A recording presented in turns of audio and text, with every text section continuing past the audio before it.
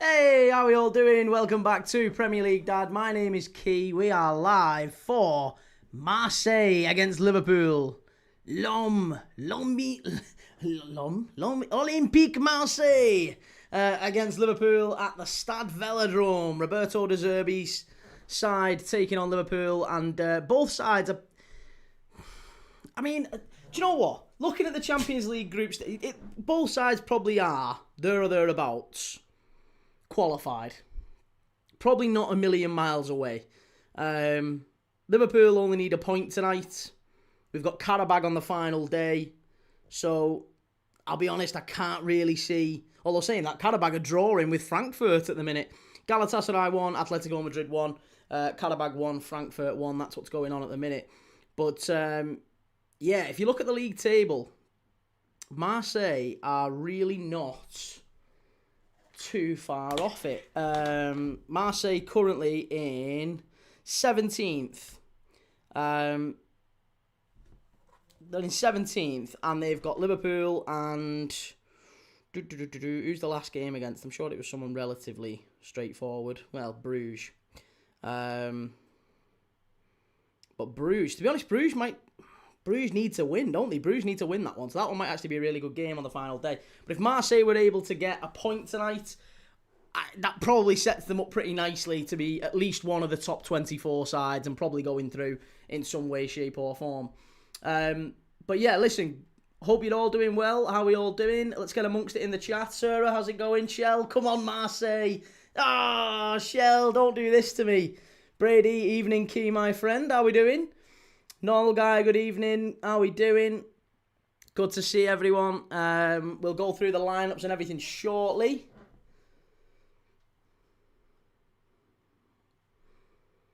The lineups are as follows. Rulli in goal. This is for Marseille. Rulli in goal. Murillo, Pavard, Balerdi and Medina at the back. It's Weah, Højbjerg, Kondogbia and Traore in midfield. And then it's Guiri and Greenwood. Mason Greenwood starts up front for Marseille.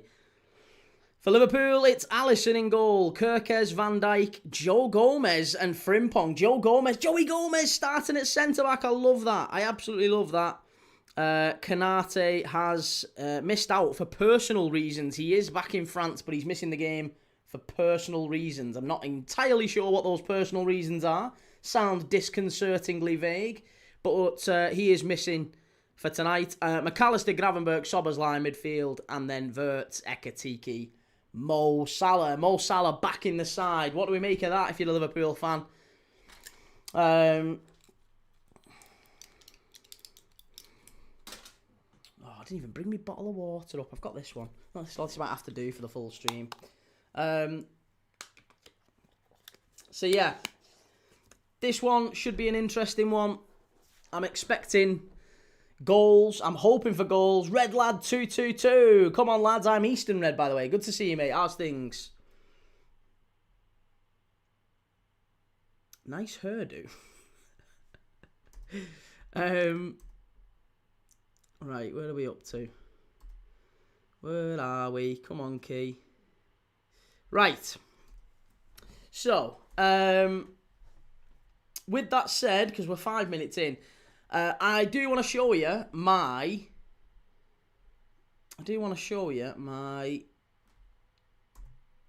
Not that. I want to show you my bet for tonight's game. So, courtesy of our partners over at Midnight.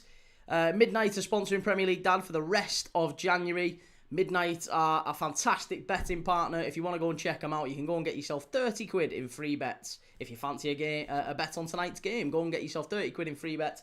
A tenner deposit gets you 30 quid in free bets. New customers only, 18 plus, obviously. Make sure you follow the old terms and conditions and all that stuff. The link is in the chat as well as in the description. You can go and click that link and get yourself 30 quid in free bets, courtesy of Premier League Dad's partner, Midnight. And here is mine. I've used some of my 30 quid in free bets for this one. That is my bet. I have gone for Rulli and Alisson to make 2 plus saves for Alisson, 3 plus saves for Rulli. Liverpool to have 2 shots on target in each half. I think that's viable. Liverpool to win. Liverpool 2 plus shots on target in each half. Salah to score or assist. And then cards. I think a card for Liverpool, 2 for Marseille. Shell, Jack Grealish out for 12 weeks, Key. Done something to his foot. I think it's his metatarsal, isn't it? His metatarsal. I'm sure someone said it was his metatarsal. Shell watching Galatasaray, the Atletico Madrid 1-1 at the Mo, and Shell says Jack Grealish out for 12 weeks. So we don't know. Sorry, Jake Gakpo's being benched. No more cutting inside on his left foot and banging it over the bar.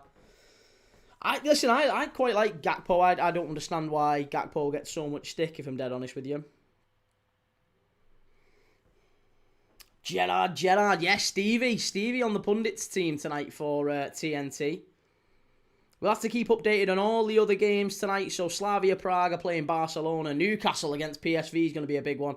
Juventus Benfica, Bayern Munich against Union Saint-Gilloise, Atalanta versus Athletic Bilbao, and of course Chelsea against Paphos. So we'll keep updating on all of them.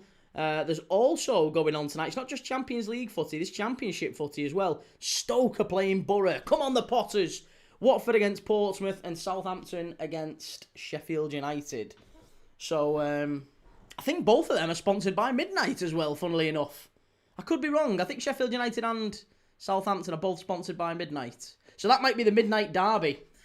There you go, courtesy of Midnight. Seen as Midnight are sponsoring Premier League Dad, they're sponsoring Southampton and Sheffield United as well. Yeah, there you go. That is my bet for tonight. We'll put it back up a little bit closer to kick-off. But there you go, that is my bet. Hang on a second, there you go. Twisted Fate, doesn't Gakpo have the most goals for Liverpool this season? That just feels like a big miss dropping him, in my opinion. People don't complain when Salah did it.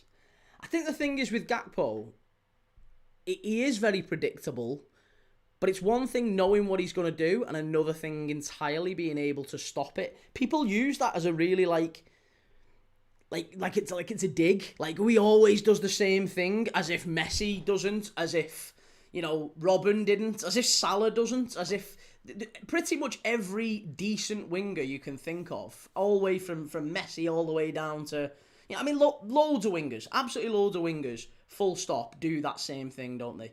They're playing on the wrong side of the pitch, maybe. They cut in on the stronger foot. Gakpo does that. It's standard. It's pretty standard. So I don't know why that's deemed as a dig at Gakpo. Only Salah has been involved in more goals than Cody Gakpo.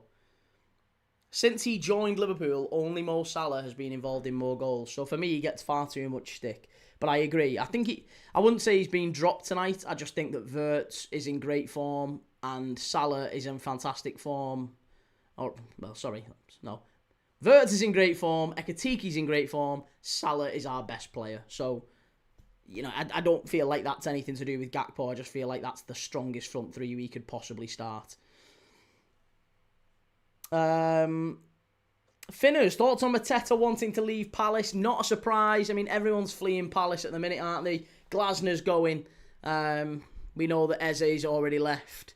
We know that Elise's already left. We know that Wharton will probably leave in the summer.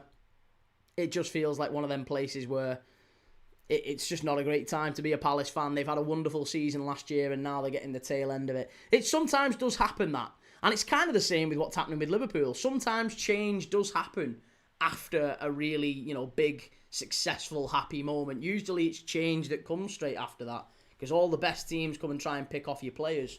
And, Liverpool have suffered that last season. Trent left, Diaz left, Kwanzaa left. They all got teased away. And, it's no different for Palace either. Normal guy, I'll keep an eye on the Newcastle game. I will mainly be watching the Liverpool game. I might have to hate on Newcastle. And Shell says, can we have him at Everton, please? Twisted Fate, Ahmad always does it. He cuts in and people struggle to stop him. It's mad. I don't know why people use that as a dig. I just feel like that's a really standard thing that wingers do, full stop. Captain Spurs, hey, how's it going, mate? Marseille must win today, Key. If they win, then surely they are through and might rotate for next week. If Marseille, I don't know about must win. No, I don't think they must win. I think a draw today is a really good result for Marseille, because a draw today and a draw away at Club Brugge probably gets them. Probably 11 points will probably be good enough for top 24, I think. Yeah, 11 points is probably good enough to get you through. They'll only need to draw in the next 2 games, I would imagine. Massive exodus coming from Palace. Wouldn't be a surprise, would it? Really wouldn't be a surprise. Shell says, well done last night, Captain Spurs. Does that change anything for Thomas Frank, by the way? Captain Spurs. Does that do anything at all for Thomas Frank, given that Spurs fans have been quite... There's the vitriol about Thomas Frank as being quite loud, quite vociferous. Is there anything that's changed as a result of that Dortmund win? MT, they must win and then rotate in Bruges. I don't think they're winning tonight. Oh, it's because you're a Bruges fan. I was thinking to myself, why are you so strong about that? Yeah, ideally, I'm sure you do want Marseille to win tonight so that they rotate in Bruges, but I can't see it. Finners Matty wouldn't be surprised if Daniel Munoz leaves as well in the summer. Well, again, Daniel Munoz, 28 years of age. I think if he was 2 years younger, I think a top team would have already come in for him. The fact that he's 28... How much would Palace want for him? Like, realistically, how much are Palace demanding for him? He's one of the best right-backs in the league.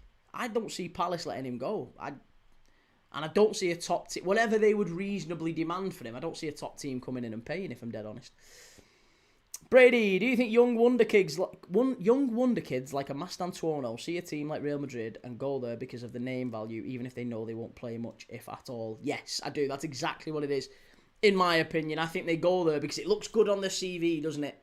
It's good on the CV. If you go to Real Madrid as a young player, you know that pretty much for the rest of your career, you will get moves based purely off the fact that you were once a Real Madrid wonder kid.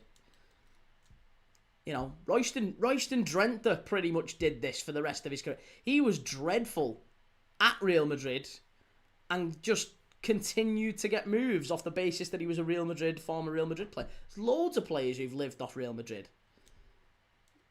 So yeah, it wouldn't be a surprise. Even Barca, to be honest. Look at Bojan. Look at, Giovanni Dos Santos. Look at players like that. If they come through and they're deemed a wonder kid at a massive club like that, then yeah, they generally do get a big move. Captain Spurs, I think with the fans, if we lose at the weekend, it'll be back to Frank out. But for me, since the 2 games against PSG and his style of play, I'm Frank in. Good lad.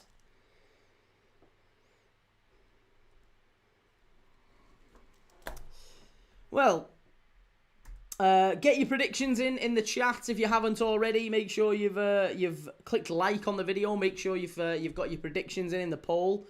I want to know what you're thinking in this one. And let's get your predictions in for the other games tonight as well, by the way. It's not just... oh, no! Oh. Again, I'm not just saying this to... Yeah, you're promoting Midnight. I promise you. I've just had a notification that Midnight have released another boost. Greenwood, Ekatike, and Soberslai each one shot on target, 4-1. That's printing money. That's a bargain. Liverpool and yes, 4. These are great scores. These are brilliant. This is what we wanted.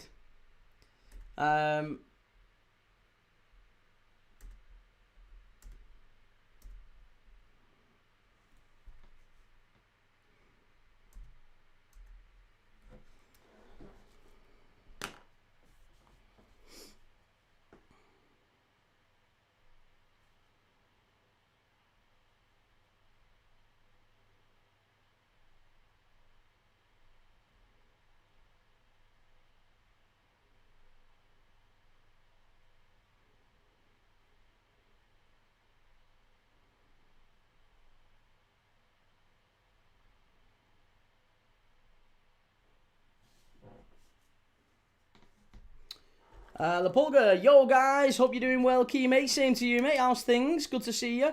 Captain Spurs, Thomas Frank needs at least 2 years, and given how many injured players we have, he's doing as well as he can. The Arsenal and Chelsea performances hurt, but it seemed more on the players than Frank. I agree, mate. I absolutely agree with that. I think it's a little bit similar to the Arne Slot situation. I think you've got to look at the quality of players that he's got available to him. So yeah. For me, I absolutely agree.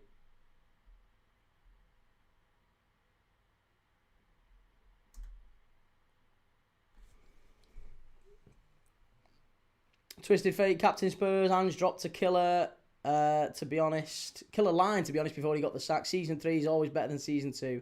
Love myself some Ange quotes. MT, thing with Marseille is they are always quite fluky. Some days they're amazing, other days trash. Well, they're in the third currently, aren't they, in Ligue 1? Yeah, so, I mean, it's... 1 second, let's get that going. Sorry, I've just realised we've got no chat on the screen, so let me get the chat up for tonight.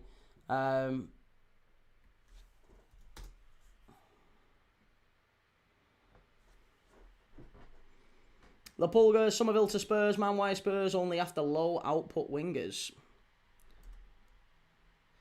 Somerville, is Somerville really a massive issue for Spurs, do you think? Oh, not a massive issue, a massive target for Spurs?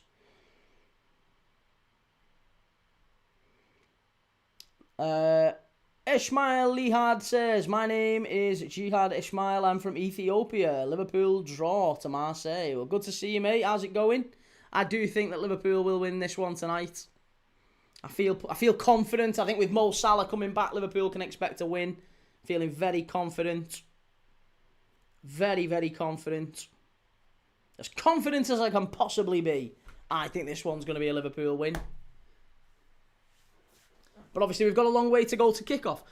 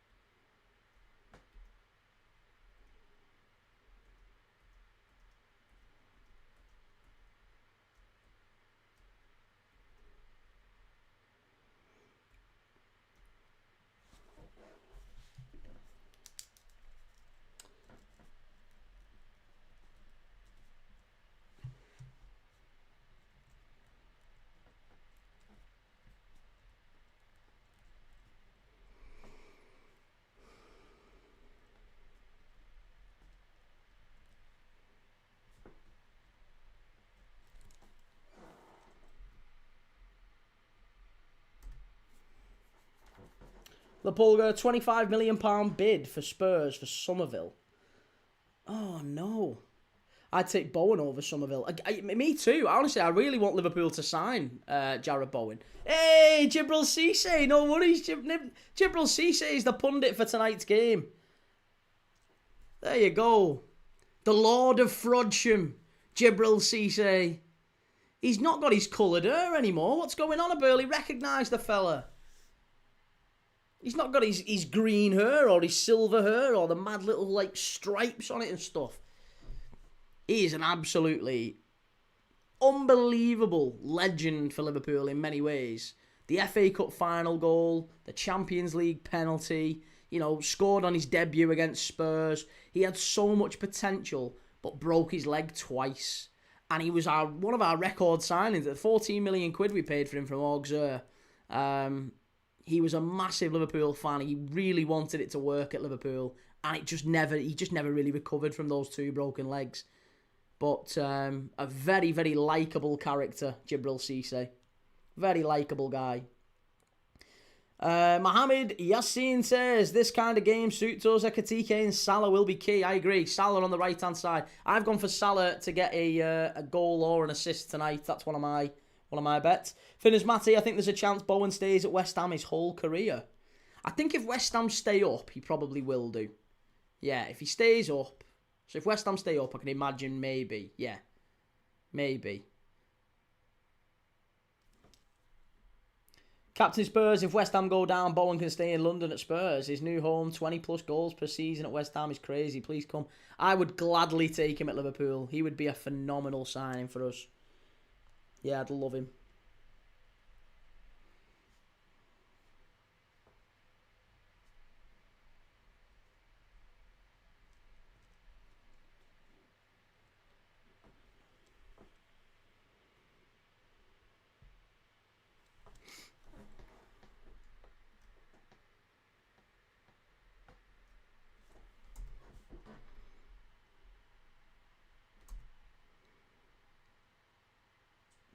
Daniel Ruben Ferreira says Marseille 4, Liverpool 1. Okay, fair enough, Daniel.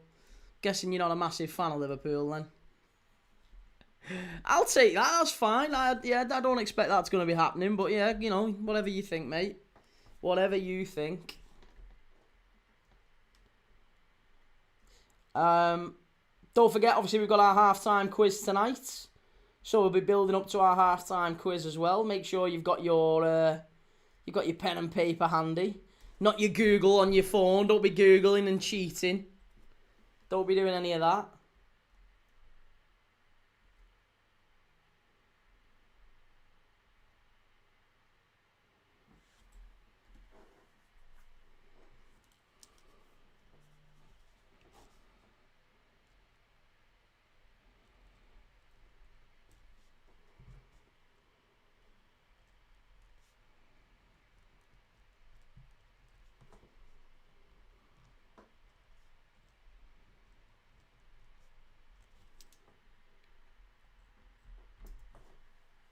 What's your Newcastle predictions for PSV?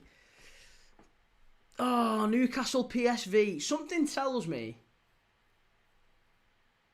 that PSV are going to get something there. Maybe even a win. They're all over the place at the minute, Newcastle. 92FC watching. Sorry, Finners. Matty says if Bowen does ever leave, I don't think it will be in England. He would want to stay loyal to West Ham. The thing is, if West Ham aren't in the Premier League anymore, then he's not necessarily being disloyal, is he? I think if Jarrod Bowen left and went to Liverpool, I don't think West Ham fans would see their arse over that, especially if they weren't even in the bloody league anymore.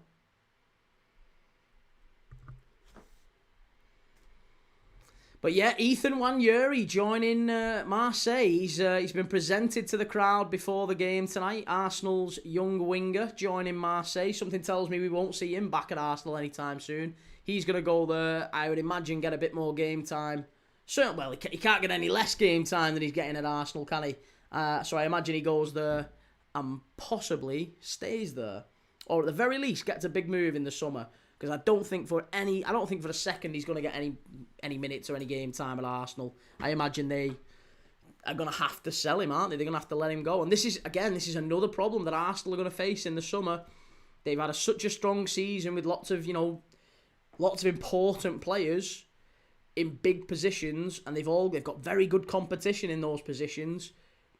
But some of the younger players, Lewis Skelly, Wanyeri, these are players who are probably expecting to get more minutes. Even Dauman, it won't be long before Dauman is looking at it and going, do you know what?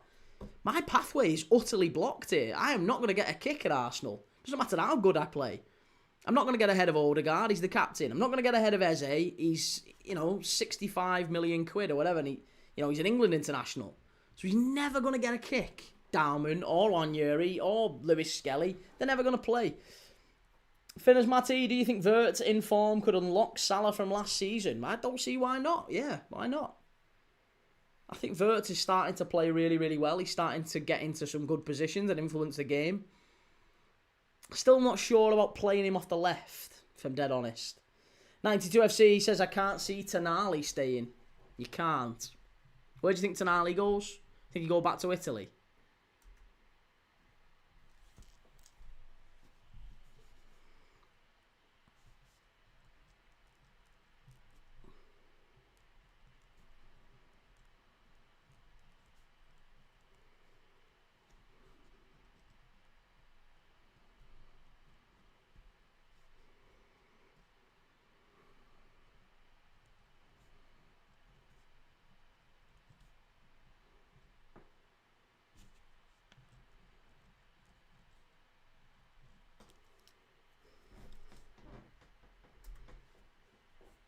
Yeah, where do you think he ends up?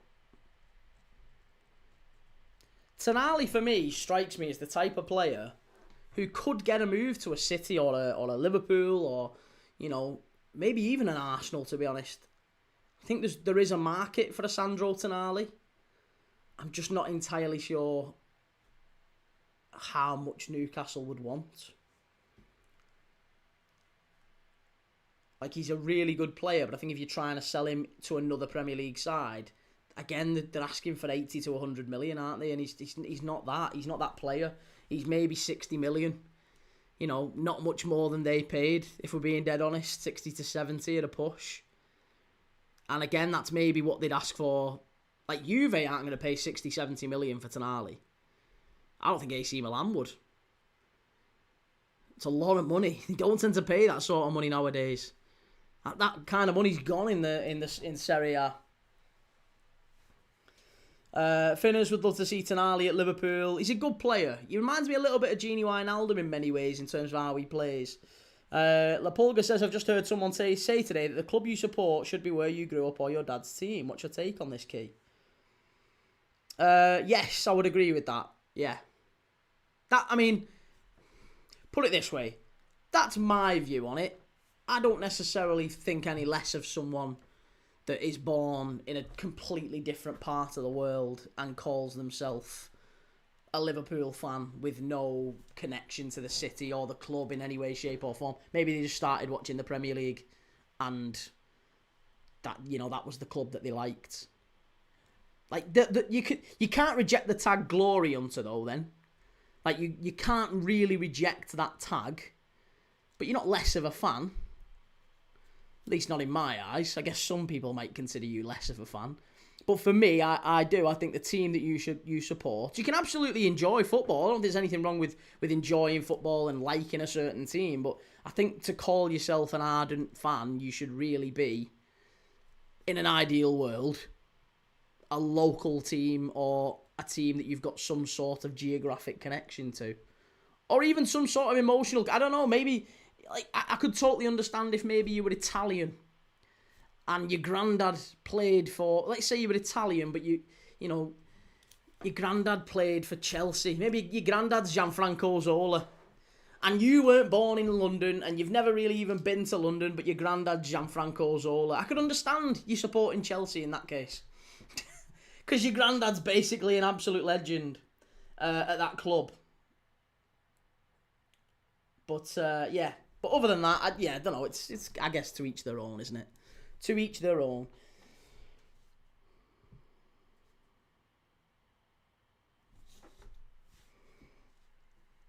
Liverpool official page. You never walk alone, Liverpool. Yes, mate. How's it going? Mohamed Yassine says, I agreed. I prefer him to be more central. Players as well need to trust him more when he's in tight spaces. That's true. Sarah, well, I'm from Manchester. My great-grandfather played for Liverpool, and my family are either United or City. The thing is, sir, I don't necessarily even think you have to justify it. Like, honestly, like it's not a hard and fast rule. At least it isn't to me. I just feel like that's what some people think, isn't it? Ultimately, is if you aren't born within a certain distance. I mean, technically, I wasn't born in Liverpool. I was born just outside it. My dad's an ardent Liverpool fan, but, you know. Callum says, support who you want. We all die one day. Who gives a fuck where you're from? That's it. This is it, yeah. Life's too short, mate. It's not something I even think about. But I can understand the argument of, like, why people might say maybe you should sort of have some sort of a tenuous connection. 92FC says Spurs and Newcastle are very similar teams now and historically. And Brady, I support Real Madrid because they were the first ever team I watched, and Rangers because they are my mum's team. Yeah, that's fair enough, mate. Hey, no one, like I said, no one here is going to think any less of you, whoever you support. That's just who you support. It doesn't matter where you're from, who you support. It's all good. But yeah, in an ideal world, maybe you'd have some sort of a tenuous geographic connection in and then everyone would be happy. But some people you just can't please, can you? Fan of King English. Who's King English?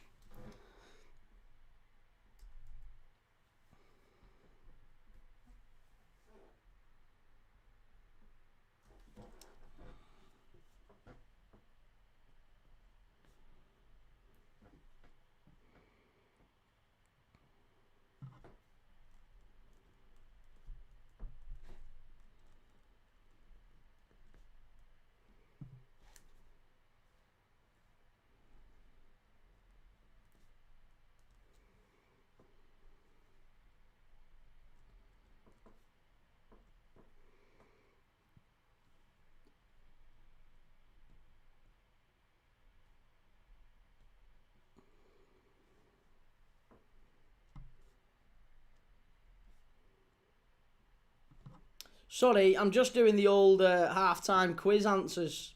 Just doing the old half-time quiz answers to make sure we've got what we need.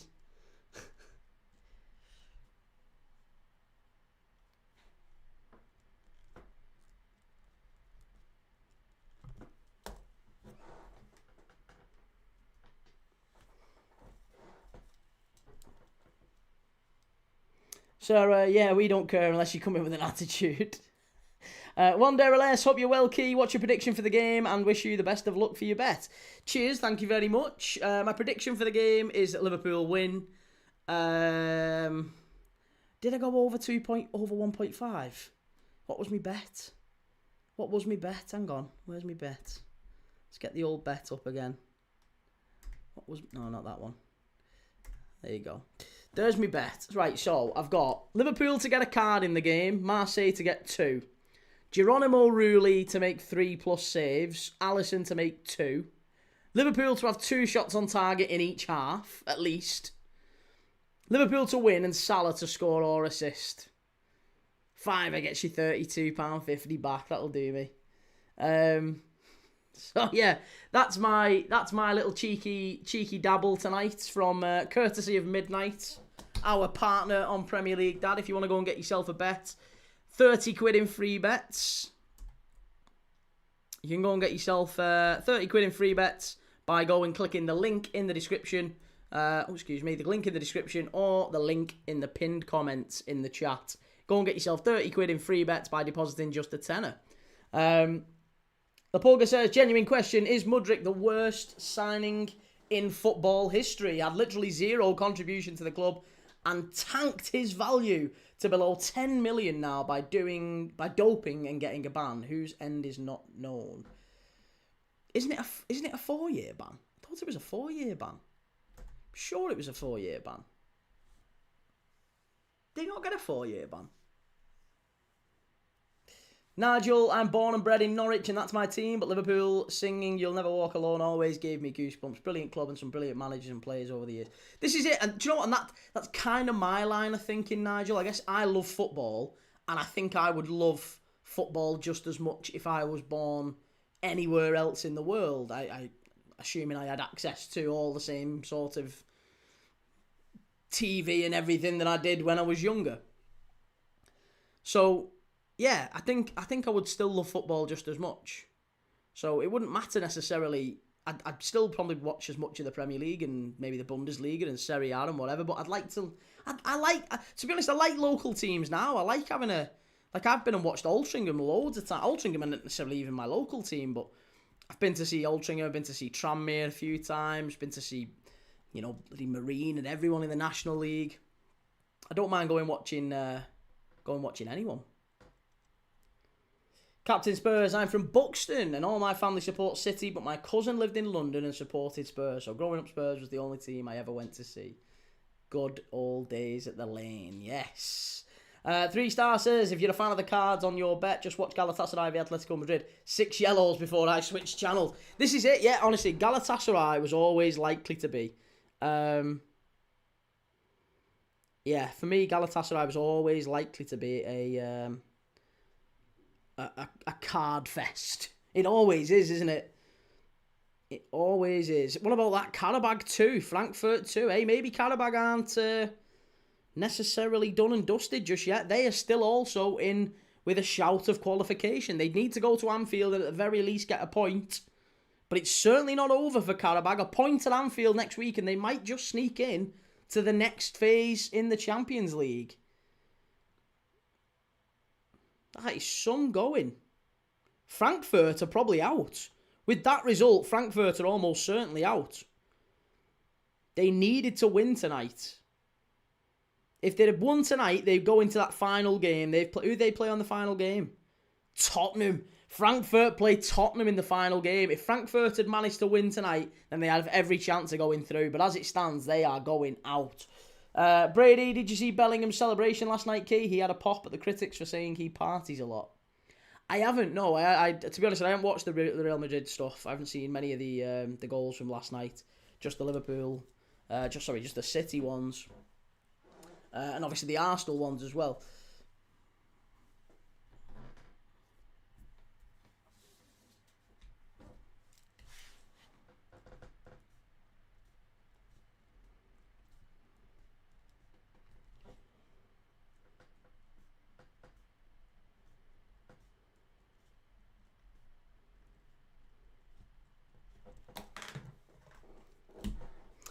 MT says, did you see that Bruges was stuck in Astana for 5 hours on a plane because the wing was frozen?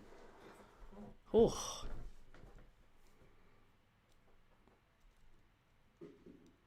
How can you, in Astana, wing freezing? It's so cold though at this time of year. It's absolutely Baltic in that part of the world.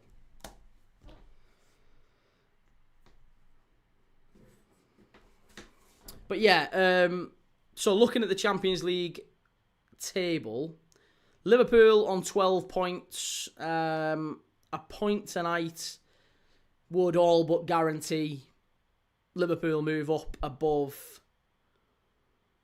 It certainly guarantees we move above Atletico. No, it doesn't. It doesn't, actually. No, it doesn't. But we would definitely be through to the next phase. A point tonight guarantees Liverpool go through to the next phase. There is no world where Liverpool draw tonight and don't go through. Even if we lost, if the unthinkable happened and we lost against Karabag on the final day, we would still be going through, so that's fine.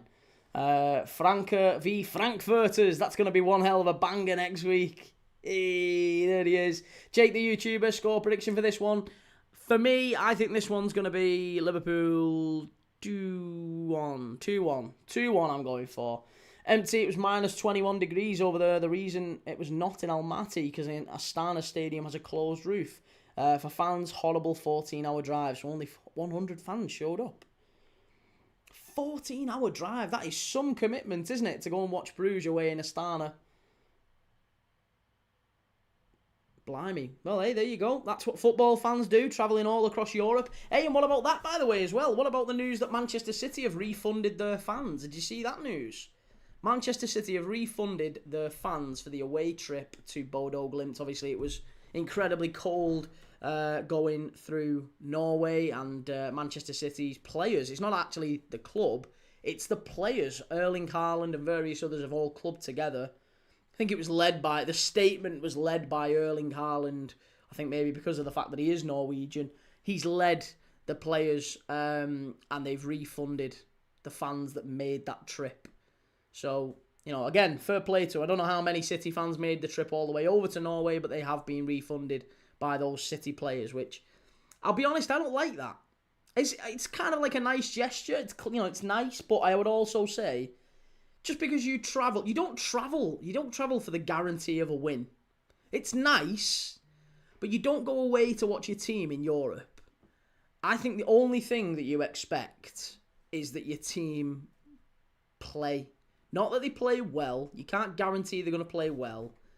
It's a tough game. I don't think they could have guaranteed. They can't go there, because if you start refunding fans based off the fact that a team is having a poor performance, I mean, you're letting yourself in for all sorts of problems then, aren't you? So, no, I wouldn't say that was necessary. Don't get me wrong. I think if I was a City fan and I got a refund, I'd be like, all right, fine, yeah, fair enough, I'll take it. But you don't go for the game. It's not an issue you don't go for the game. You do go for the game, but the game is like maybe the smallest part. Like, I've been all over Europe watching Liverpool, and it is so fun. And the game, albeit fantastic, and that's kind of why you're going. Like, it's just it's so good being away it's like a little holiday with your mates. And everyone's having a drink and watching and talking about the football, all like for a good 48, 72 hours. You're all just having a lovely time in a mad new city and talking football. It's brilliant. It's like this channel, but surrounded by culture and art and alcohol and all your mates. So yeah, I'm sure they had a wonderful time in Bodo, whether or not they lost or not. Lapulga says, I thought that was a class act from the leadership team at City. They know they've let down the fans. Get off your high horse, Key. Give me a refund any day. No, it's not. I'm not being on my high horse, mate. I'm really not. That's not what if I've come across that way, I don't mean to. What I'm saying is, I would accept the refund, like I said. I would accept the refund. But, I don't think that should be the precedent you set. You go away for a lovely time with your mates and you enjoy the city and everything. MT, like for us, the fans travel for the experience they were with more if you have nothing to play for and it's your own capital. I get that you don't travel there. This is it. Mate, there's fans who travel on the... There will be fans who travel away for the final group game in the Champions League, even though they know that their team has no chance of qualifying. And they'll still get a good turnout. It's like... Who's bottom? Who's bottom of the Champions League at the moment? Bottom of the Champions League. Who is it? Kairat Almaty. Who are they playing next week? Arsenal. Kairat against Arsenal next week. I guarantee they get loads going over to it. Villarreal are also bottom. Who have they got? Leverkusen away. Again, maybe Spain don't really do it. They've not really got a culture of travelling away in Spain, have they? They'll send some, I'm sure, but who've Slavia Prague got? They've got Barca at home, and then Paphos. That's a cracking trip. Slavia Prague will 100% send some fans to Paphos. Even though neither Paphos nor Slavia Prague can qualify next week, they will 100% send some fans there, and that's the beauty of football.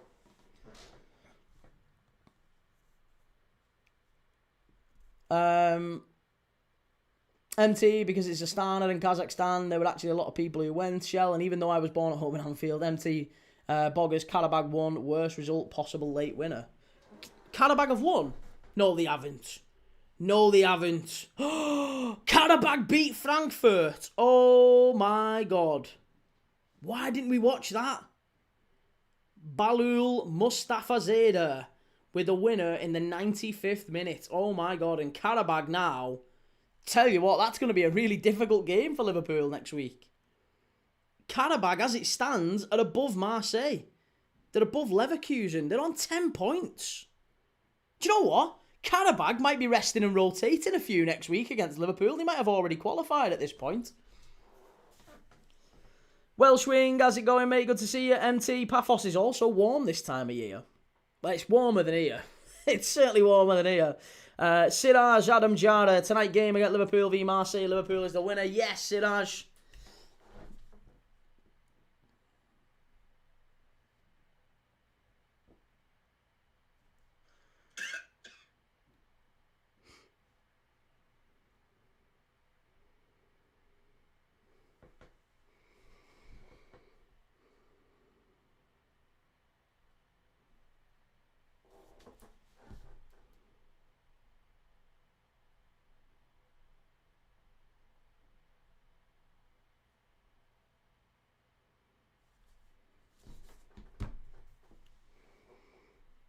MT, as Bruges fan, it's going to be tough because more likely to need 10 points. Yeah, probably. It's going to be incredibly difficult now for a lot of these. I mean, to be honest, Napoli and Olympiacos are both on 8 points. Napoli are really... Who've Napoli got last game week? Chelsea. I think Napoli might be going out. I'm telling you, I think Napoli might be going out. Olympiacos, Monaco, Leverkusen.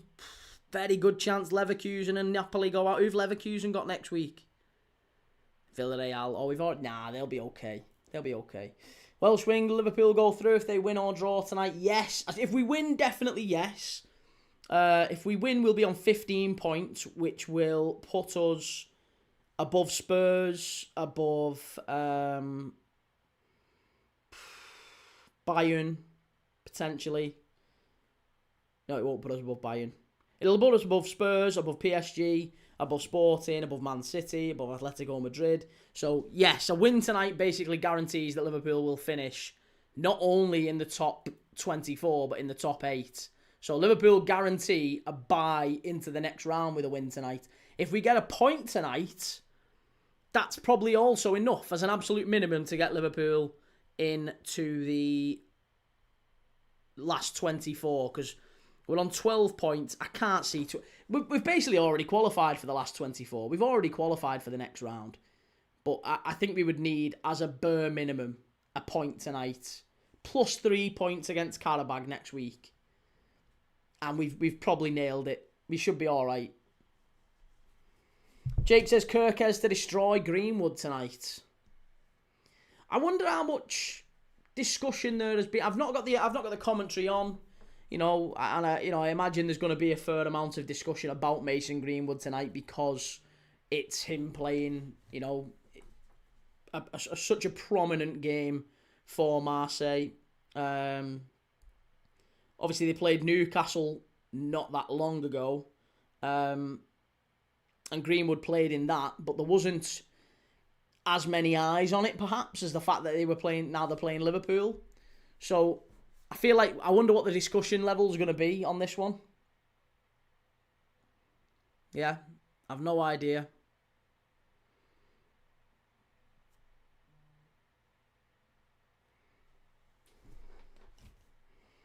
Conte has a horrific record in the Champions League.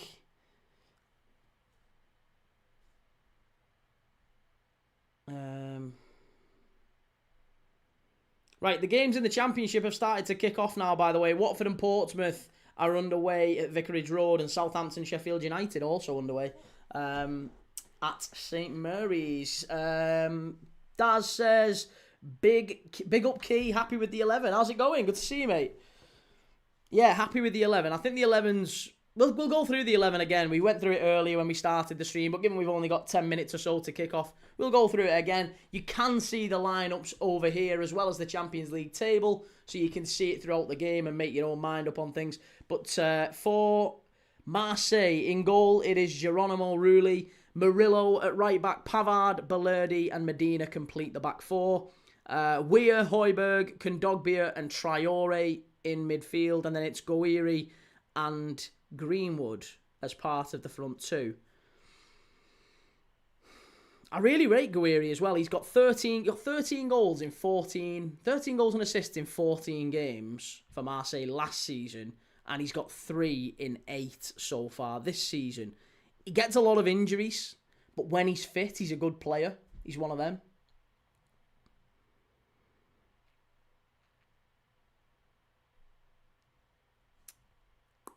So yeah, Gouiri and Marseille.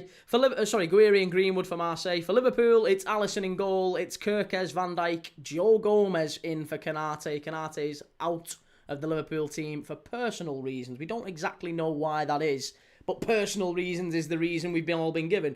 Kerkez, Van Dijk, Gomez, Frimpong is the back four. McAllister, Gravenberch, Szoboszlai, midfield three.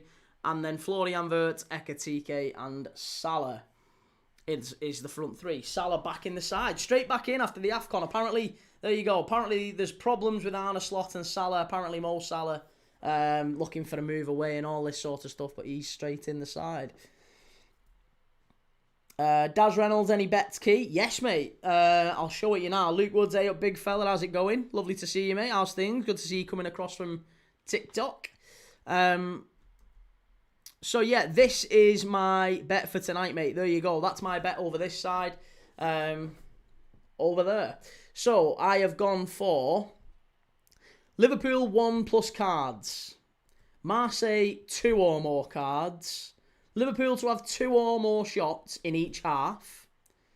Geronimo Rulli 3+ saves overall. Alisson 2+ saves overall. Liverpool to win. Salah to score or assist. That's what I've gone for. Fiver gets you 32.50 back, and that's a fiver free bet as well, by the way. I've not even paid for the fiver. I've got it as a free bet. You can go and get yourself a free bet if you so choose to, if you so wish. You've still got 10 minutes to go and bet on this game yourself if you wish to. If you like a bet, if you like a gamble, you can go and sign up to the midnight offer, the midnight Premier League dad offer. If you bet £10, go and deposit £10, get yourself 30 quid in free bets. Maybe you can put a fiver on this game. Free fiver. Why not? Go and check it out. If that's your thing, if you like a gamble, if you're 18 plus, if you've not set up an account with Midnight before, then you can click the link in the description or the link that is in the pinned comments in the chat. Go and get it. Go and check it out. They're a good bunch of guys over at Midnight and offer very, very fast withdrawals, best odds guaranteed, all that stuff. Go and check them out. Really, really cool app. And yeah, they're sponsoring Premier League Dad to the end of the month. Go and check them out.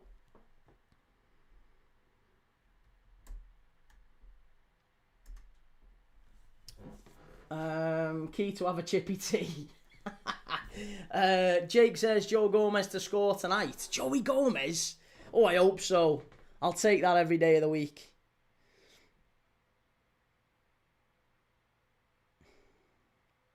Shelley, nervous, Key? Am I nervous? I wouldn't say I'm nervous, no. I think we'll win. I feel confident. Certainly confident. One day or less, if I'm correct, Key, Slot mentioned Salah in a recent presser and he was praising him. Welshwing, do you think Alonso failed at Madrid was the same reason Valverde failed at Barca? He controlled tactics too much in attack instead of letting them off the reins. Possibly. There is a school of thinking that Alonso is, I guess, kind of a student of Pep Guardiola, having worked under him at Bayern Munich. And one of the things that is sort of a staple of Pep Guardiola's teams is that players feel, to some degree, like they're on rails, like they are limited in their ability to play properly. So, I don't know. I'm surprised. Surprised that so few of the players took to him. Evidently, that was part of the thinking because his winning percentage was actually all right, wasn't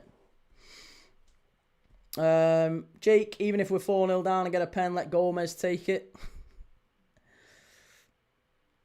Luke, come on, lad, can't be getting sponsored off betting apps, pal. Why not? What's wrong with that?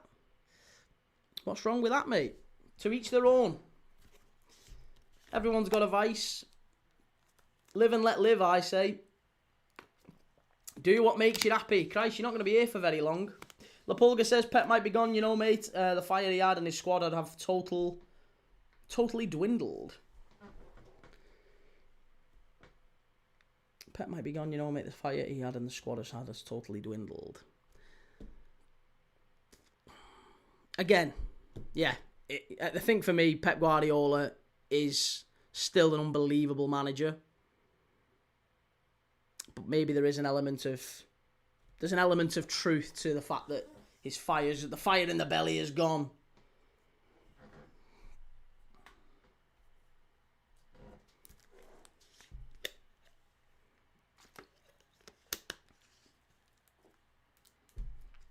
Immortal. I'm not immortal. Nobody's immortal. We're all very much mortal.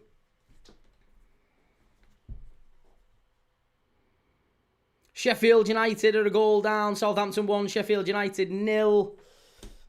Jake says, come on, you Reds. Let's get the win and destroy Greenwood. Multi-view. I can't be bothered with this multi-view nonsense. Reese says, isn't it funny how Gyökeres has the most goals in all competitions under Ekitike? Under Ekitike? He has the most goals in all competitions under Ekitike. I don't even know what that means, Reese. Lapulga says he did win 6 Premier League titles in 7 years. Can't even blame him. I don't even think it's necessarily him, though, is it? I think he maybe does have the stomach for the fight. I think the players are just maybe... They're a different breed nowadays. Welchwing, there's also talks that Emery has fallen out with the Villa squad following him saying they aren't a top 4 team. He actually said top 5, didn't he? I didn't realise this until I read it back. But yeah, he said it was quite a spiky interview. But he said that, yeah, I don't even think we're a top 5 team, Aston Villa.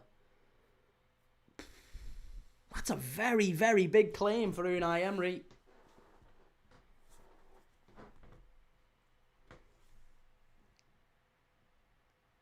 Right, we are 5 minutes away from kickoff.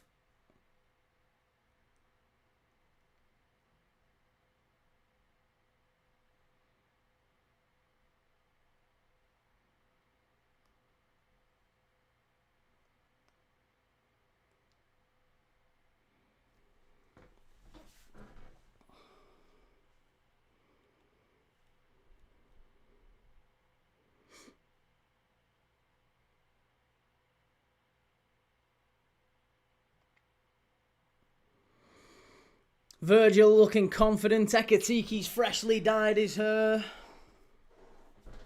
Here we go.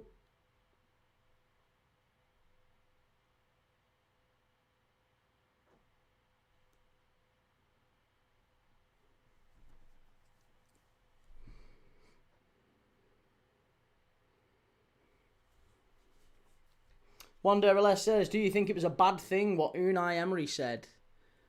A bad thing?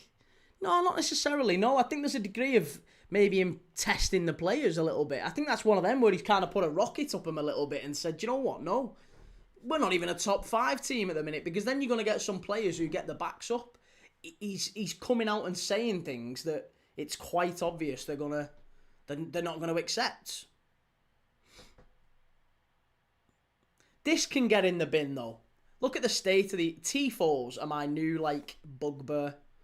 Tifos are just plastic as anything. We used to take the piss out of Chelsea for plastic fans on seats, and now you got full-on displays like this. Should be bring your own flags. Bring your own flags. Alpha Vague says, please lose, bro. Welshwing says, I think even if Arsenal go on a slippy bit, I think Villa and City are rock bottom in confidence at the minute. It's true. Yeah, no one's stopping him. No one's stopping him at all. La Pulga says the problem with Pep is he has become stubborn, not willing to bench the players who've been elite, but now are just not good enough. Who would you say that? Who are you talking about there? Who are the players at City who've been elite but now are just not good enough? Who would you say falls into that bracket? Because I wouldn't say Haaland does. I'm not entirely sure Doku or Foden do. I think if you look in the midfield area, I don't think Bernardo Silva. Still think Bernardo Silva's a very, very reliable player. Rodri, again, he's coming back from injury. Last night, was he a bit of a liability? I'm not sure. I don't think he was brilliant last night, but I think Rodri isn't necessarily a player you would drop, though. He's still a top player. And defensively, they're all over the place because they haven't got the defenders anymore. They've dropped a load of players to injury, haven't they? A load of players are now out. Diaz, Stones, Gvardiol, long-term injuries. So the defence has fallen to bits, and they're now relying on kids. They've got Rico Lewis and Nico Riley. Last night they had Ait Nori playing at right back. 3 Star says, cannot wait to hear that anthem at the City Ground next season after we win the Europa League. Can you imagine if Forest are in the Champions League next year? Oh my God. Right, listen, we're very, very close to kick-off. So if you haven't already, do 2 things for me, please. First off, I want you to click the like button on the video. You get a nice little soccer graphic if you're in the US, or football if you're in the UK. But you get a nice little graphic if you click the like button. Second thing, if you can subscribe, or if you want to subscribe, you don't have to, but if you do want to watch more of these watch-alongs, if you enjoy these watch-alongs where we just chat footy and watch football every single day, whoever's playing. Tomorrow we've got 2 games in the Europa League. We're going to be doing Braga against Nottingham Forest and also Fenerbahce against Aston Villa. So if you fancy watching either of those games with us, we'll be watching them. We'll be there watching the game. So get amongst it. Make sure you've hit the like button. Make sure you've subscribed. Buzzy Muntu, I've been meaning to ask what time you go to bed, seeing as you stay up late watching games. What time do I go to bed? Well, usually the games finish in the UK here about, worst case, 10:30. So I'm normally in bed for about 11:30. Sometimes 12. Greenwood scores 2, says Luke. Buzzer says, used your midnight link. Put my £10 bet on to get £31 back. Let's have it. Good lad. Well done, mate. Cheers for that.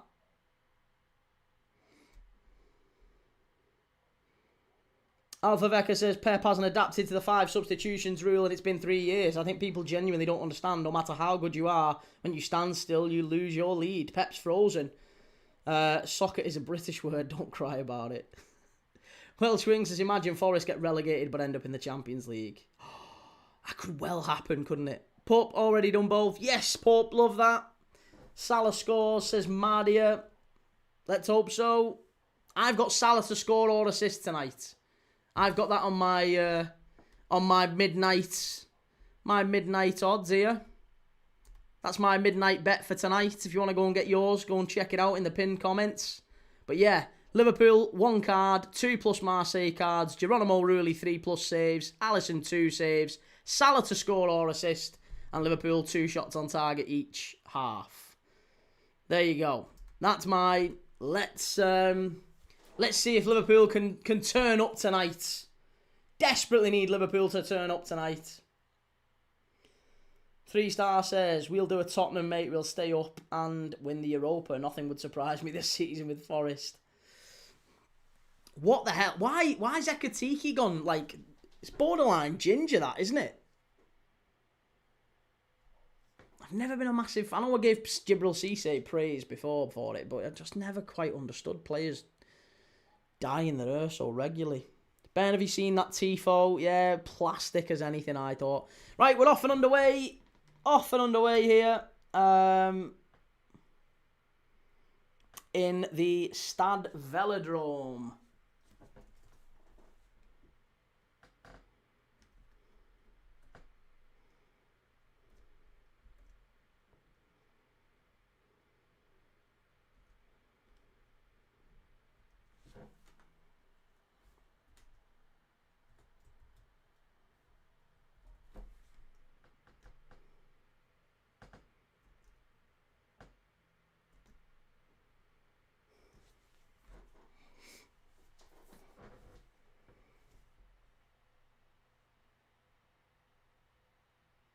Liam Manning, how's it going, mate? Good to see you. Mardia, Leeds, great club, great fans. Oh, come on. Mardia Suleiman says we need the win, Jake. We definitely need the win. Here's Ekatike, who's drifted into the left-hand side.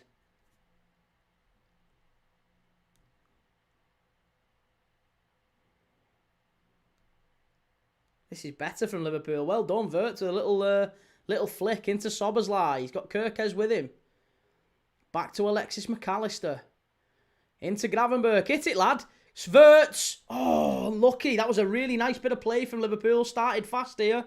Starting well. This is good. Mardia, if we want to get top 8, then we need to win this game. I think a point here would be fine, but then we've got to beat Karabag. I think a point here and a result against Karabag next week, and we could still do it. Omar, how's it going? Liam says, not bad, how are you? I'm really good, mate, thank you. Yeah, really, really good.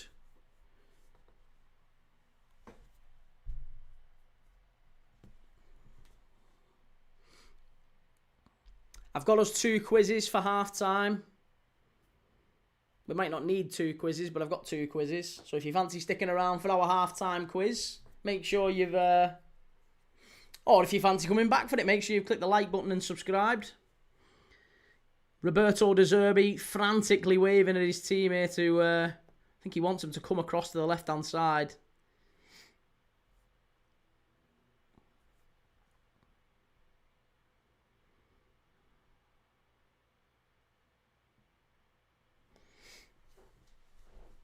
Tembu says Liverpool will win. Well, yeah, I think so too, mate. I can't see Liverpool not winning this one.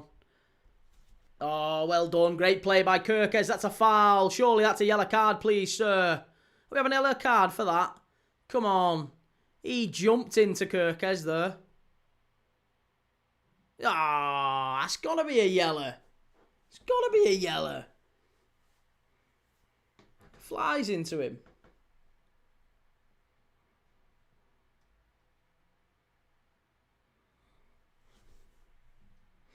Shannon Adams, you'll never walk alone. Good to see you, Shannon.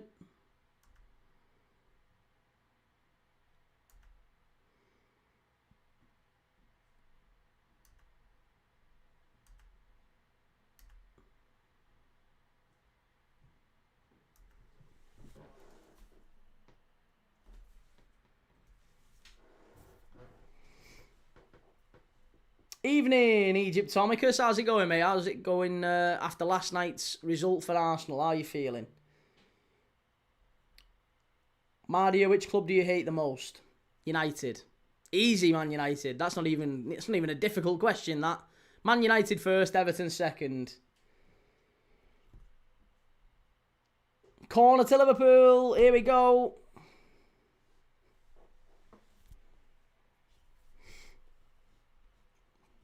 Zed Stroke says Liverpool are lucky 1 year he's not playing for Marseille. Why? Why are we lucky 1 year he's not playing for Marseille? We've played Arsenal's best team twice with hardly any of our best players and we took 4 points off him. Yo, Samuel, what happened to the TikTok? Not going on TikTok, mate, anymore. No, only on YouTube now. Here we go. Corner kick from the left-hand side for Liverpool.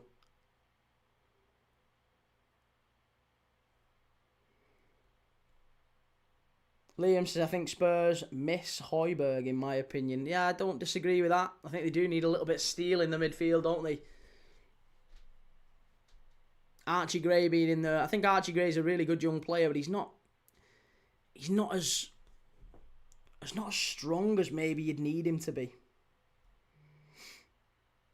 What a win. Such an improvement from Nottingham. Did you see that? Gyökeres rocket.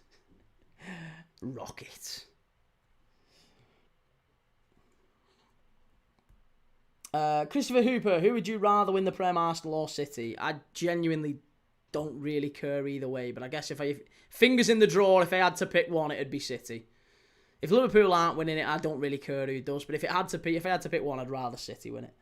Welsh Wing, I notice it's not a key stream without what's your most hated team, why aren't you on TikTok anymore? Yeah, and also, how much do you hate Arsenal? And asking me loads of Arsenal questions, and then as soon as someone comes in, oh, he's talking about Arsenal again.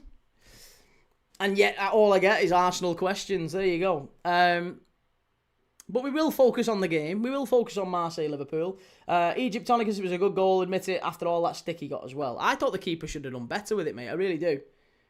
I thought the keeper really should have done better.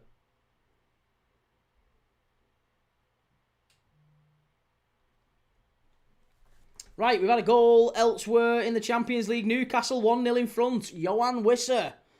We've got a goal at St James's Park. But who for, Chris Kamara? Yeah, Johan Wisser scored for Newcastle. 1-0 in front against PSV. Maybe they'll do something that Liverpool couldn't. Lopez has just missed a sitter. Ooh, unlucky.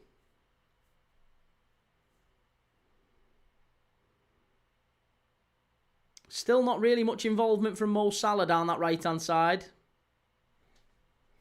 Yo, Samuel, Everton are just relevant because of the derby. Otherwise, Liverpool always batter them. Oh, I don't know about that. Everton have got a decent record in the derby. Or certainly they did at Goodison Park. It's going to be interesting to see how we get on against Everton at Bramley Moor. At the Hill Dicko.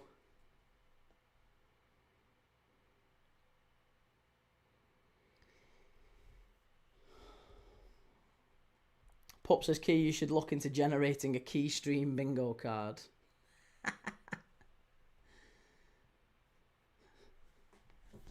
Al says, if all scores stay the same, then Man City are 9th. Man City aren't going to miss out on qualifying, mate. They've got a relatively... Haven't they got an easy game last game? Well, no, that's not an easy game at all, actually. But they've got Galatasaray at home.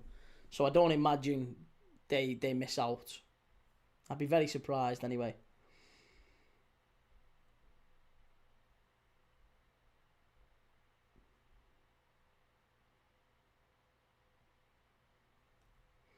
Egyptonicus, it'll be a great confidence boost for him. Outside goals, the box, going into great defence, doesn't happen often. Besides that time, Juve scored like 4 outside the box versus Inter earlier this season. Yeah, like for me, goals always help a centre-forward. But I still think he's Arsenal's 3rd best centre-forward. Like, you've paid loads of money for him, but I still think he's not even close to your best striker. Like, if Jesus is fit, it's Jesus. Here's Greenwood down the right-hand side. Cuts in. Back into the middle. And all the way back now, Marseille. Marseille starting to get a little bit more possession on the ball. Maybe not starting to dominate Liverpool just yet, but they're certainly getting a foot on the ball at least. Which is not something... Oh, what is that? Joey Gomez, you've got to do better. Marseille got the ball around the edge of the area here, laid off to the edge of the box. Greenwood. Chance for him to get at Kirkes. Don't show him down the line. Greenwood cleared away. That was better. Well done, Liverpool. Good defence. Damon Potter. This team is trash. Worst ever Premier League champs. Tell me you've only started watching football in the last 2 years, Damon. Welsh Ring says, Samuel, when did you start watching football? Everton dominated the 80s. He very much did, yeah, great. And before that as well, Everton played, have had very good sides in previous eras as well. Alpha Vecca, it's not actually about missing out, it's more about the fact that we need our last game to barely qualify. It's pathetic. Liam says Chiesa picked up a knock in the warm-up, so isn't available tonight. I get honest, it's just not really a surprise with Chiesa. He needs to go and play somewhere else, maybe in a less intense league, maybe.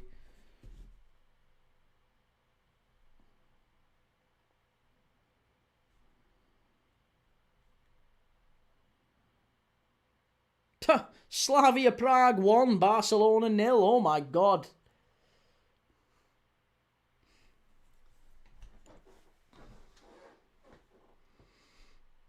Christopher says, but then winning the Prem takes away from Liverpool. Klopp versus Pep was great. If City win, it takes them further away from you. Next year, I think you probably win again.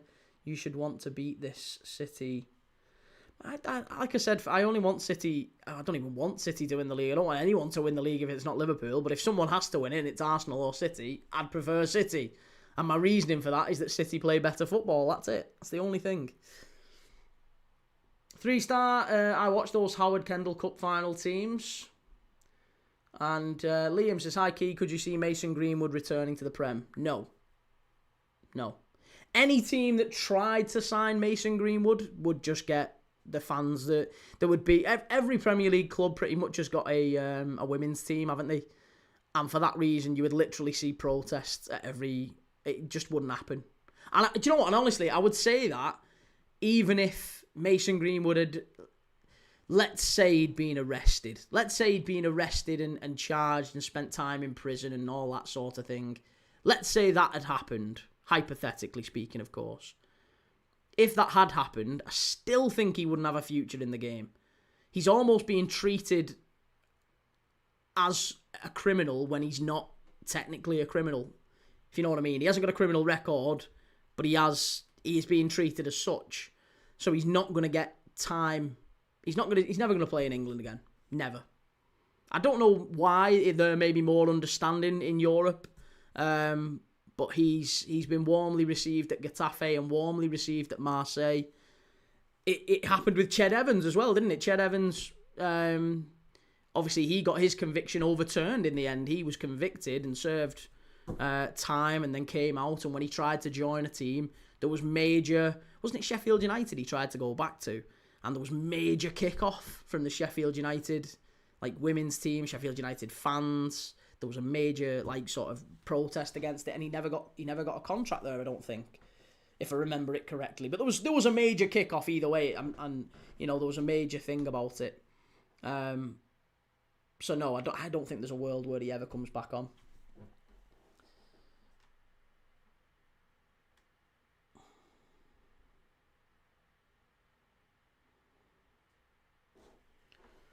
Egyptonicus says Arsenal played exciting football versus Inter. No. I can see why you would think that is exciting football, but no, that isn't exciting football what Arsenal played against Inter Milan. No, mate, it isn't. It isn't exciting football. That is not exciting football. Timbo, hi Key, why aren't you watching the real Clash of the Titans tonight? Chelsea Paphos? Liam says, well, if Greenwood joined a championship side and then that side got promoted, again, I don't think it would happen. Just don't think it would happen. Yo, Samuel, if Arsenal wins the Champions League, then Declan Rice for Ballon d'Or. No, too unfashionable. He's not fashionable enough to win it. And I also don't think it's not that he's not good enough. He's a very, very good midfielder, but I don't think that Declan Rice is sufficiently... He's not Ballon d'Or. He's not like glitz and glam. Do you know what I mean? He's a little bit too Jordan Henderson. A little bit too workman-like and a little bit too... There's not enough class about Declan Rice. He's a little bit too... guile and energy and relentlessness and leadership and that sort of stuff just doesn't tend to win Ballon d'Or. Very, very rarely anyway.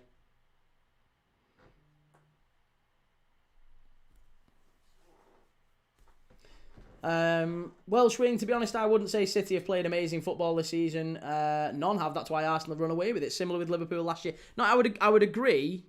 I think Liverpool played good football last year. We played good football and effective football last year.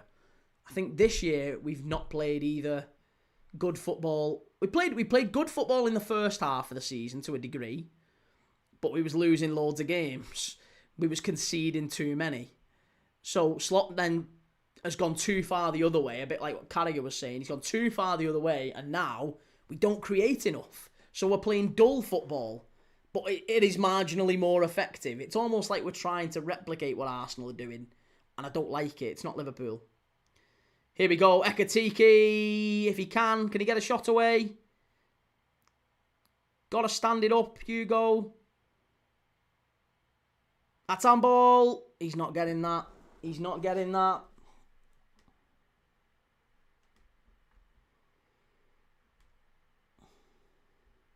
Pup says, Slavia goal was comical. Corner to the front post, headed back, and boy running in at the back post was pushed into the ball by a Barca player. And Timber, weirdly, I think he'd be more likely to get an English club if he'd been arrested and done time. Maybe if they'd felt he'd been punished in some way. Stoke 1-0 up against Borough. I like that one. Liam says Dame Ennishill said she won't have her name on the stand if he joins the club. That's the one, yeah, remember that.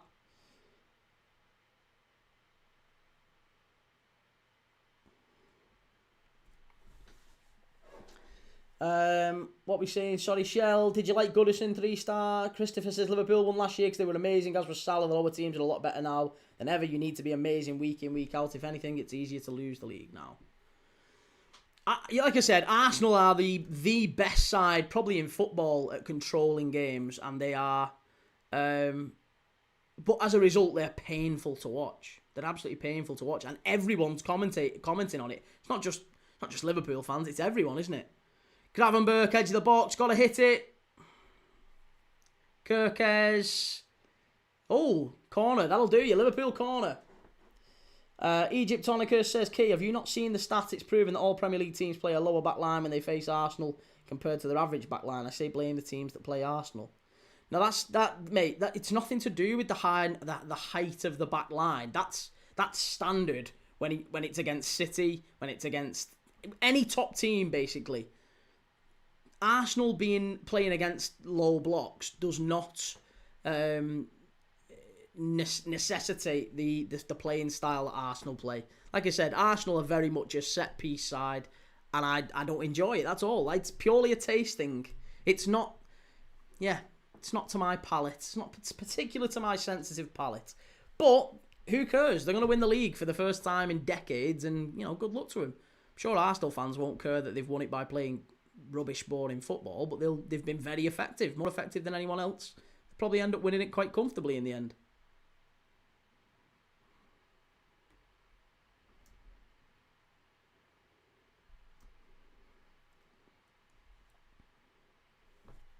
Al says, if Benfica lose today, PSV lose today, and Marseille lose today, then Club Brugge can still qualify for the knockouts by beating Marseille. As long as PSV don't win against Bayern, there's hope. Pending goal check in the Chelsea game.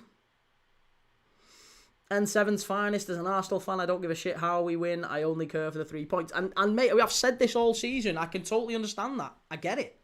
If you haven't won in 20 odd years, if you've not won a Premier League title in 20 odd years, you're not going to, are you? You're not going to care. You would never care.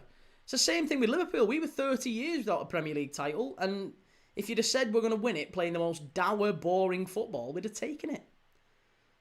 But now, where Liverpool are now, having been through and played what Jurgen Klopp served up and all that, honestly, Arteta would have been sacked at Liverpool. Oh!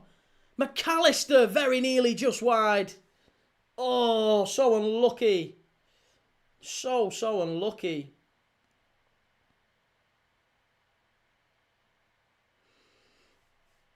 Josh says, alright, Key, hoping Liverpool win and leapfrog City. Could do with them playing an extra 2 games in the title race. I mean, I wouldn't worry about it. City aren't winning that title. It's never happening. City are nowhere near it. It's a procession for Arsenal. They are going to waltz it. It's not even close.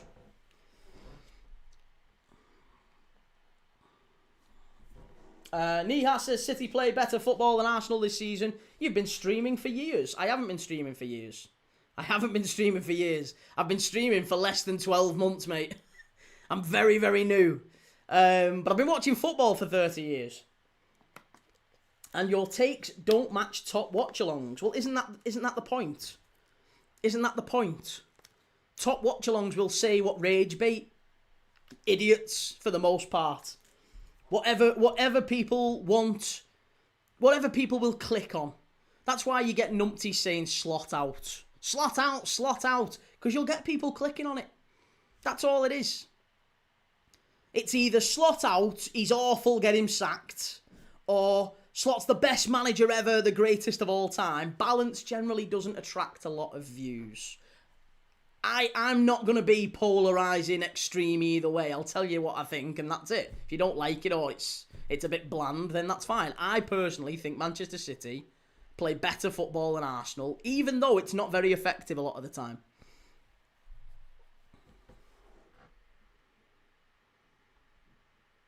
Will says, hey Key, what did you make of Slot's comments about the fact he doesn't understand why he's under pressure because we've only won 2 leagues in 30 years? He's right.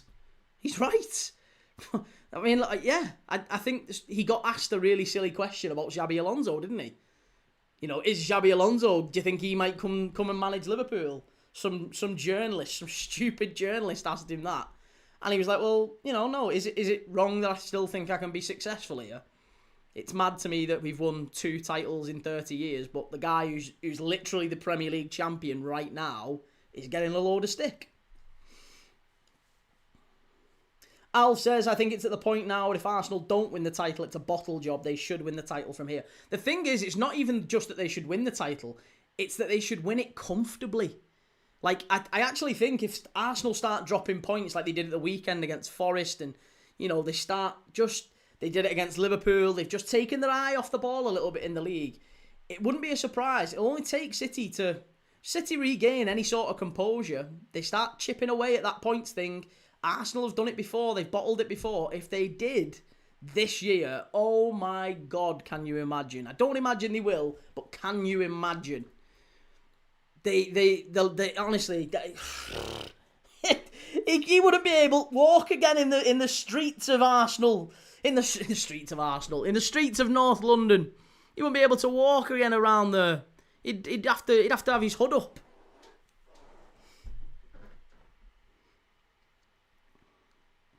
Egyptonicus, in my opinion, almost every team that plays against us. What are we up to? Sorry. Josh Edwards, good to see the channel growing, mate. Welsh Wing Key should do an April Fool's stream where he jumps up and down shouting slot out.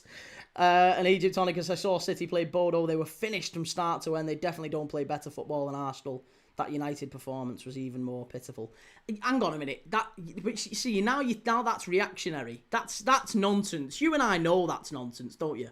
You can't take 2 results in isolation when City have been at their absolute worst and say City don't play better football than Arsenal. Chance! Yes! What a goal! Is he onside? Hugo Ekatike, is it going to count? Please count! Yes! Hugo 1-0. What a ball! And what a goal! Hugo! There you go. That's how you score. That's proper football. That's proper football. I'm not going to say who I'm talking to there, but that is proper football. That's how you play football. Down the right-hand side. Oh, he's going to be offside. Oh, no, he's going to be offside. That is definitely going to be offside. Oh, no. No. It's going to be offside, isn't it? Fucking hell. Oh, no.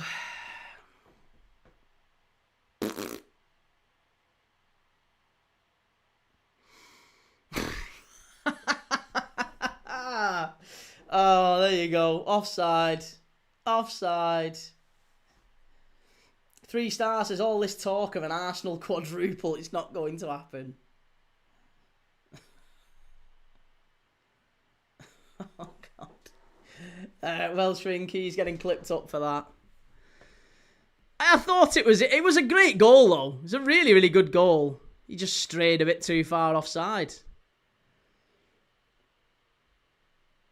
But there you go. It is offside and it has been ruled out. It's Marseille 0, Liverpool 0. Dan, how's it going? Good to see you. Christopher Hooper says he's been a fantastic signing, though I think best signing this year. Who's been the best signing this year? Who are we saying has been the best signing this year?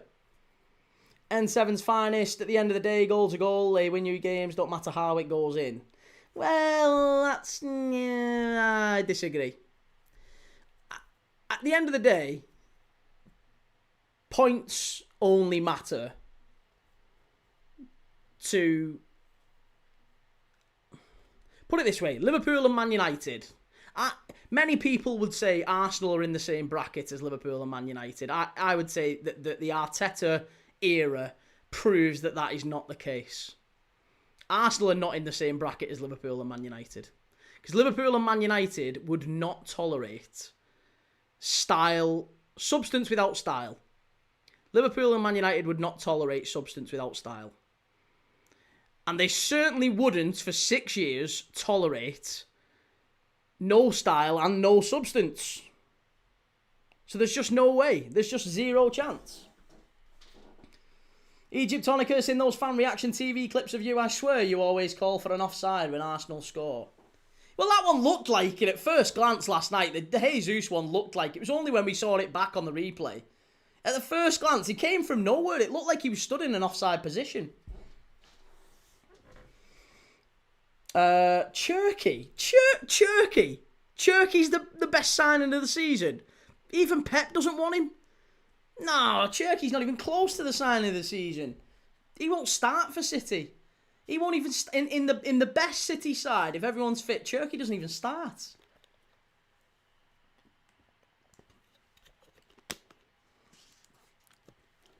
Will says, slots 2 in 30 years. Comment seemed quite backhanded to me. Last year he said it's not 2 in 30 years, it's 2 in 5 years. And now he's under pressure, it's suddenly 2 in 30 years. I think he's got to illustrate that point though, hasn't he? I can understand why he's getting a bit spiky and a bit prickly. Because it was a shit question, wasn't it? It was a shitty thing to ask.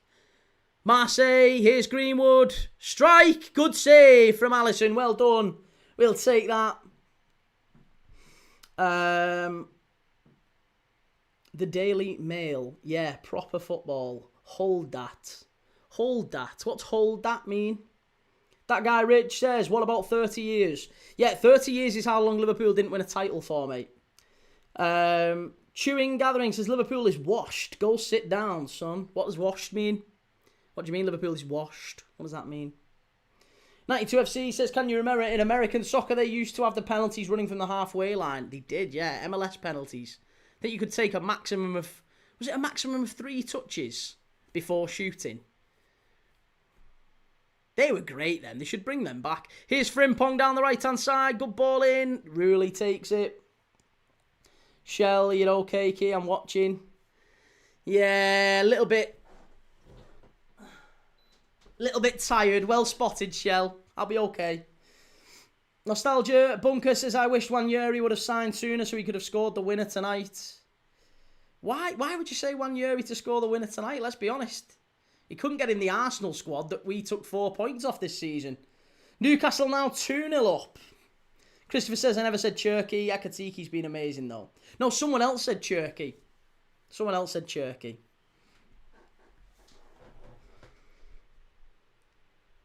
I never said Cherky has been... Oh, sorry, Welsh wing Newcastle 2-0. Will Crew. I do think we might come to an agreement at the end of the season if we don't get Champions League and Xabi is still available that we're going to move on. If we don't get Champions League, then I can agree with that. But I don't see that happening, do you? Do you really see Liverpool finishing lower than 4th? No. You know, so we're not finishing lower than 4th. Oh, here we go. Big chance for Liverpool. If you can get this right, Soberslai, you've got to find the pass there. You've got to find that pass. Oh, Gordon, 2 for Newcastle. Anthony Gordon, goal. Egyptonicus says key signing of the season is Ekatiki or Madweki. Madweki, again, barely played. How is Madweki signing of the season?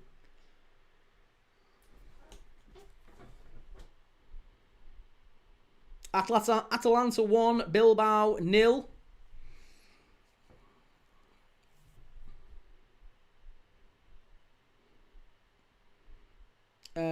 Newcastle, sorry, it was Gordon and Wisser. So Wisser scored the first, and then Wisser has created the second for Gordon. Christopher Christopher Hooper says, you will get top 4 for sure. I'd agree, yeah. Barcelona losing. Crazy. Madwecki was just to see a reaction. I was going to say Madwecki. Come on, mate. The crazy thing is, I don't actually look at any of the Arsenal signings and think... They're like Zubamendi, he's done really well in patches, but other times...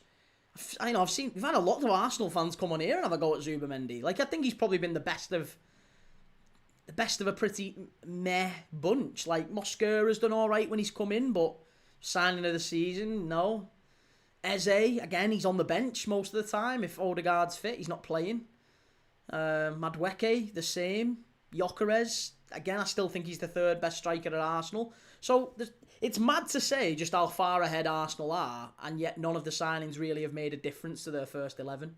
It's only really been adding to the bench, and usually that's what wins you a title, isn't it? Let's be honest. Timbo, is the City fall-off really surprising? They've consistently downgraded key players. Walker to Lewis, Bernardo to Reinders, KDB to Cherki, Mahrez to Doku. Very true. Yeah, very true. Very fair. Fair statements.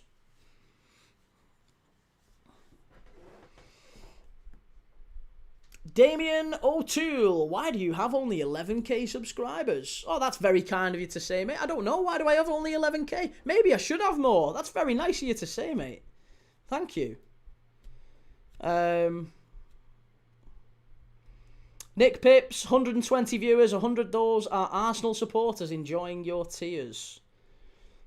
Enjoying my tears for a Marseille-Liverpool game. Hey, it's odd we would have 100 Arsenal supporters watching a Marseille-Liverpool game, but fair play. Max Harrison, can you go 5 minutes without mentioning Arsenal? No, probably not. Depends if people keep asking about Arsenal.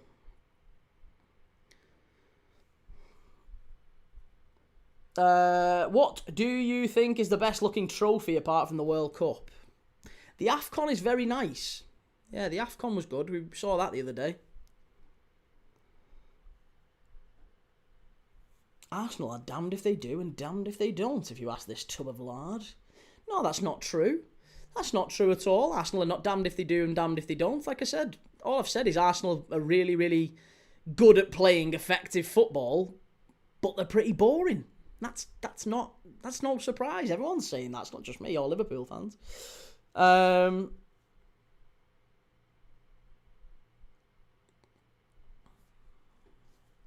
Greg Young, every time you go live, Arsenal, focus on Liverpool, bro. Hang on a minute, how many lives have you been in, Greg? I'm pretty confident you weren't in the AFCON live. Or any of the AFCON lives, actually. Pretty confident you weren't here for the Women's Euros. Pretty confident you weren't here for any of the Copa del Rey games or the Serie A games that we do. No talking of Arsenal then. There won't be Arsenal game unless Arsenal fans come in looking for a bit of trouble tomorrow during the Forest game or the Villa game. There'll be no talking about Arsenal tomorrow either. Nostalgia Bunker says, before my time, but the old league trophy was so good looking. Here's Diarra into the box. Good block from Virgil van Dijk. Josh Edwards, key thoughts on Arsenal. Talk more about Arsenal. Christopher says, to be honest, he is reading comments, mate. That's why he's talking about Arsenal. This is it.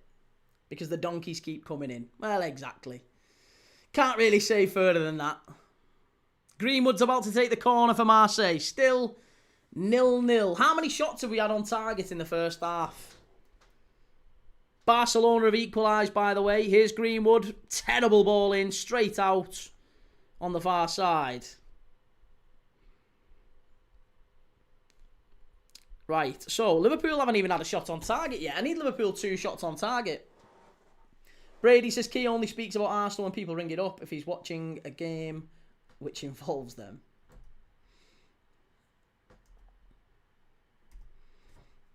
Firmini's underrated. He's quality. Yeah, he's another one. Chelsea very nearly signed him in the summer, didn't they? Buzzyman 2, I enjoy watching your content to a point. I turn down my TV volume down, and times I completely switch off just to tune into your lives because the commentary on TV is so boring. Well, that's nice, mate. I thought you was going to say then, because your commentary is so fantastic and I can't miss a word. But it's only because the commentary on the telly is boring. Okay, fair enough. I'll take that. That guy Rich, oh, come off it. There's numerous clips of Liverpool scoring, and your immediate reaction being, where are the Arsenal fans at now? Yeah, do you know why that is, Rich? Do you know why that is? Because Liverpool are playing Fulham, and all we've got are Arsenal fans in the chat. You can see it now. Have a look at what's going on in the chat right now. It's Marseille, Liverpool. It's people asking about Arsenal in the chat. This has been the case all season. Take responsibility for your ridiculous online fan base. Tim Ball says, I was gutted when that Firmin move fell through. Liam says, if Arsenal weren't top, they wouldn't be talking about them. This is why I can't stand their fans. So arrogant. Come on, Key, talk more about Arsenal. See, Welshwing's an Arsenal fan, but he doesn't always talk about Arsenal. He's a nice fella. He gives us good quiz questions. Come on, Liverpool. Here's Ekatiki. Hit it. Oh, what are you doing? Fucking hell, again. Egyptonicus, okay, something that is getting annoying to me. Other Arsenal fans. Here you go, another Arsenal fan. Egyptonicus says, other Arsenal fans keep saying you can't keep us out your mouth, but people keep asking you about Arsenal. It's stupid. This is it. This is it. It's ridiculous, isn't it? All you do is talk about Arsenal. What do you think about Arsenal? Oh. That guy Rich, it goes both ways though. You wind them up so they wind you up. Where do you think it started? Arsenal fans didn't just start flocking to your chat for no reason. Hang on a minute, how do I wind them up? How do I wind them up? I don't wind them up. I'm watching a game, and if a team scores, I'll celebrate it. What's the problem? There's no issue with that. I guarantee, see, this is where you're hypocritical. So I guarantee if you're watching Spurs, and someone scores against Spurs, you celebrate it. Guaranteed. I guarantee you celebrated the Man United goals against City the other day. Guaranteed. So how is it any different? How is it any different? It's not. And you're saying they wind me up. They don't wind me up. I'm not trying to wind them up, and they are not winding me up. But then it's a little bit of a double negative, I guess, if they come in the chat and say, why are you talking about Arsenal? Stop talking about Arsenal. All you do is talk about Arsenal. And then literally 2 seconds later, who do you want to win the league then? City or Arsenal? With your reactions and constant moaning about corners and set pieces. It's not constant moaning. Again, I get asked the question. If you get asked the question, I'll respond. Mate, you honestly, you'll be surprised. You should stick around. You'd be surprised how many Arsenal fans have come in to have a go at me and stuck around, because we've got really, really nice people in the chat, and I'm actually not that bad of a bloke. And we can talk footy, whoever's playing. If you like me, if you're an absolute football nut, right? If you love watching football, whoever's playing, that's why I started this channel, because I will happily watch Doncaster against Norwich. And I'm not a Doncaster or a Norwich fan. That's why we watch football on this channel. So I watch Arsenal, I watch Liverpool, I watch a game every single day. I watched 512 of them last year with these lot in the chat. And if you want to be one of them and you want to stick around and pop in every now and then, it'd be lovely to have you. Even though you're having a little pop at me now, keep coming back. I love it. Keep coming back. Let's have a chat. Even if you're having a pop at me, I'm not going to be arsed. That's what football's about. I've got an opinion, you've got an opinion. That's it. Nick Pips, Key, you've gotten more views on one single Arsenal hate-along video than you've done in all your videos combined. I don't post videos. I don't post any videos. Christopher, I was buzzing when they lost, as it gives us breathing space. We just messed up. Shell, talk about Everton, Key, I don't mind. We will do. Yeah, let's talk about Everton for a bit. Keith, all right, buddy, I'm on your side. Hope you're well. Good to see you, Keith. There you go. Even Everton fan. Christ, it says something. Mate, you've got Everton fans backing a copite gobshite, a red shite. You've got Everton fans backing me. Think about why you're doing this, Arsenal fans. If you've got Everton fans supporting Liverpool fans, maybe you're not on the right side here. Nostalgia Bunker says, because of clips, Key is famous with Arsenal creators now, so he will always have us in the chat. Gig Tour says, well, according to you, all Arsenal goals are bad or offside. Well, again, that would be the case if you've only watched 30 seconds of me. I would imagine I would probably have that opinion as well if I'd only watched 30 seconds of someone. Yeah. But again, I'm not that stupid to base an opinion off someone off 30 seconds. So, hey, there you go. Key, what is your predictions? Arsenal versus United? Predictions is that Arsenal wipe the floor with them. Hope is that it's maybe 1-1 or 2-2. With 4 send-ins off each and maybe a couple of knocks as well. Here's Ekatiki down the right-hand side. Oh, unlucky. That was better from Liverpool. Brady says, Key, talk about Real Madrid or Rangers for me, please. Appreciate it. Damien, how many Liverpool players would get into the Arsenal team and name them? Hang on a minute. You've just told me all I do is talk about Arsenal. Talk about Arsenal. Stop talking about Arsenal. Any chance? Any chance at all? Can I get some level of consistency from you Arsenal fans? Honestly, I feel like a girlfriend who's just been broken up with by their ex or something, and I'm getting mixed signals. I'm getting mega mixed signals off you. Stop talking about Arsenal. Who do you think could get in a Liverpool-Arsenal combined 11? It's crazy. It's absolutely crazy. Nearly 1-0. We'd have been through there. Unlucky Sobbo. Life of Justin, Arsenal top of the league and Champions League, and their fans are still begging for attention. Yeah, in a Marseille Liverpool live. That guy Rich, I'm not having a pop, mate. Just wish you'd take a little bit of accountability as to why your chat is the way it is. I love my chat. I love my chat. My chat's fantastic. I'm not complaining about it. I love it. We've got great people in there, and occasionally we get a flurry of divvies. I think that's the collective term for divvy. A flurry of divvies. I don't know. But we get a fair few people flying in every so often. Sometimes it's Arsenal fans. Other times it's United fans. Other times it's Everton fans. Or we've even had a few Borough fans who like to have a pop. So, yeah, it just, it changes week on week. But I love my chat. I love it. It's all good. Reece says, to be fair, if the quality of football we were digesting was typically high, this Arsenal ticky-tackle wouldn't have been able to grow so much traction. Well, that's very true. That's very true. Grindon, I'm on your side too, mate. Mackham, good lad. Egyptonicus, okay, we might have the worst fan base now that I see it like this. I'm glad you're seeing at least the stuff that I'm getting. I'm glad you're seeing it now. World says you don't even have 0.1% of Arsenal fans in your chat and you're blaming every Arsenal fan. No, I'm not. There's loads of great Arsenal fans in the chat. There's 5 in there right now as a minimum. Welsh wing, Egypt. There's loads of them. There's loads of great Arsenal fans in the chat tonight. And to be honest, dozens more come in semi-regularly as well. So yeah, you don't have to say I'm blaming it all on Arsenal fans at all. Keith says, let's talk about Everton reserves. Here's Frimpong. Stood up to the far post. Kirkes. Claim for handball. Must be handball, that ref. That must be handball. That's got to be handball. Surely. Surely that is a handball and a penalty for Liverpool. Please. He definitely touched that. As the ball comes over from the right-hand side from Frimpong, that is a nailed-on penalty. Nailed on. And that's a free kick to Liverpool on the edge of the box. But I think there might be a check here. I think there could be a check. Let's just have a little see, because I think there might be a check here. Here we go.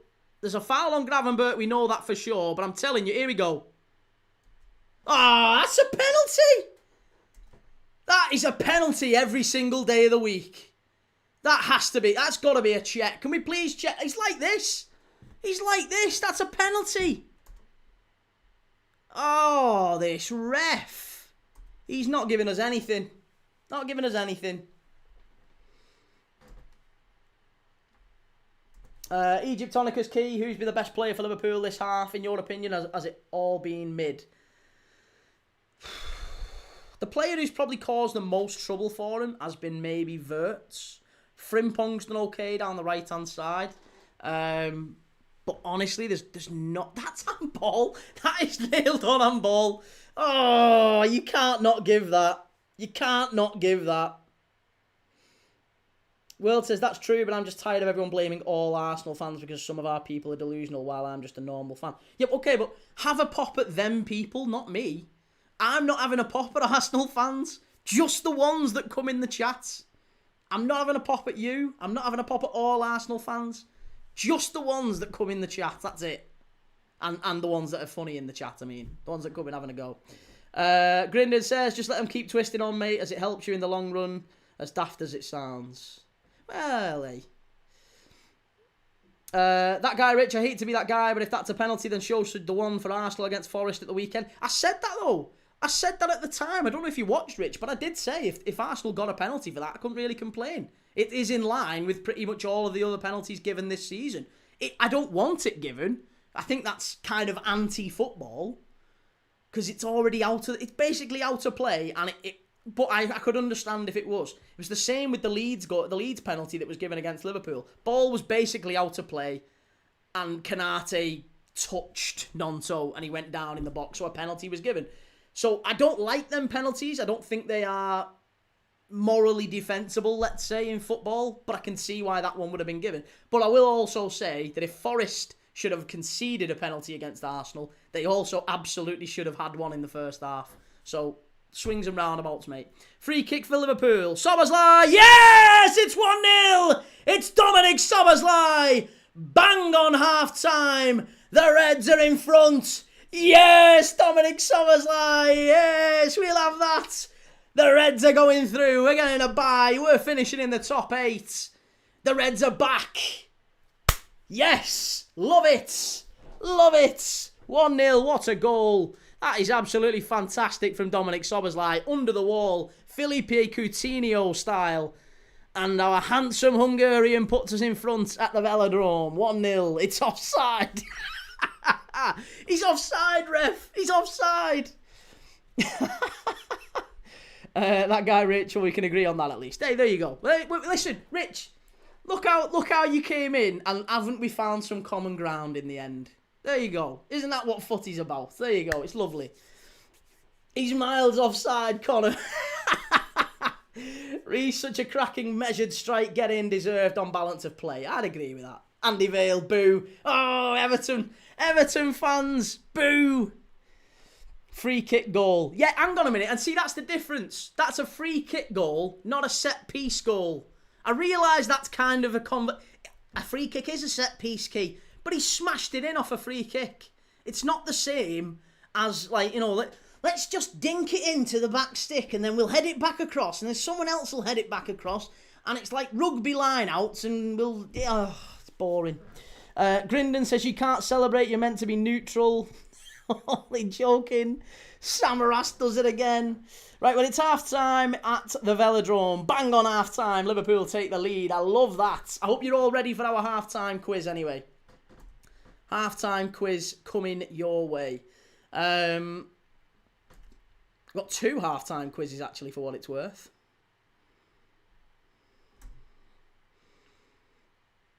Egyptonicus, ref, he put a high foot in that ball. You've got to check that, ref.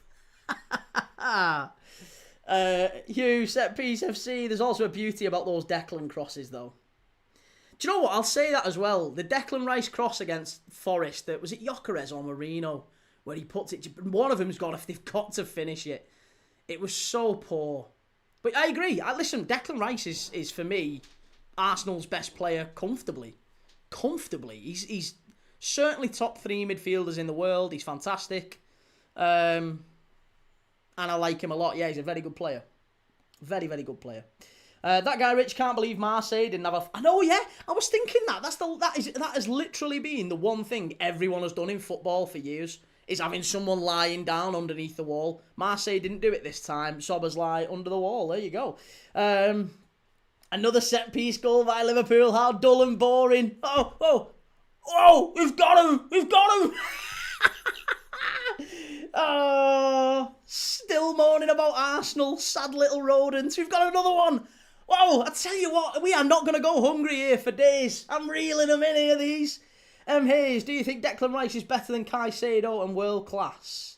Oh, he's world class. There's no... Again, we've had this argument many, many times on this channel. What is world class? What would you consider world class to be? World class to me is top 5 in their position in world football. If you're in the top 5, or I would consider you to be in the top 5, I think you fall in the bracket of world class. So yes, Rice is absolutely world class. Some people would make that definition a little bit tighter and say it's only the best in the world, in which case there's only 11 world class players. So for me, no, I think Rice absolutely is world class, yeah. Is he better than Caicedo? I keep doing the whole 6-7 thing, I'm not meaning to. Is he better than Caicedo? I think I'd rather, yeah. I think if you offered me both at Liverpool and I could only have one, I'd probably have Rice.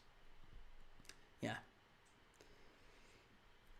Timbo, the first quiz is, what are the indiscretions that the Marseille squad have committed? Rice is great with a curry, says Dan. Draft excluder, says Shell, that's the one. Keith says, good time to score, right on half-time. Bit more relaxed now in the dressing room. Barca are drawing 2-2. Oh. Connor Payne, I'm an Arsenal fan, but fair play, you're hilarious. Cheers, mate. It's very nice here. Egyptonicus, how much world-class players do Liverpool have? What do you think? Top 5 in their position: Alisson, Van Dijk, Kanate, Gravenberch, Salah. That's it. Isak. Yeah. Isak, Salah, Gravenberch, Van Dijk, Kanate, Alisson. There you go. They are all top 5 for me. I don't think you can name 5 better than those in their positions in world football, in my opinion. That guy Rich, I think it's silly comparing Rice and Caicedo, to be honest. Both incredible players, but ultimately play very different roles. Yeah, you could play them together, couldn't you? I think there is a world where both they'd be unbelievable as a double pivot, wouldn't they? Brendan says, well done, Salah. Brilliant diversion. That's what we've been missing. Sobersley owes him one. Welshwing says, nah. Slag off Arsenal all you want, but if you do 6-7, that's where I draw the line. Kern says, not our best players. Saliba and Gabriel are our best players 100%. We haven't lost a single game in 2025 at the Emirates. They are comfortably the third best centre-back duo of all time. Oh, God. See, this is the thing we can't deal with. The third best centre-back duo of all time. Haven't won a bean.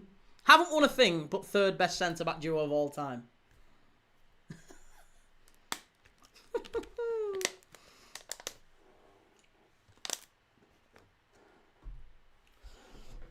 Shell says, Newcastle 2-0. Timbo, I wouldn't swap Caicedo for Rice. No DM in the world better than Caicedo. I'd swap Enzo for Rice in a heartbeat, though. Mate, you'd swap Enzo for a bag of rice.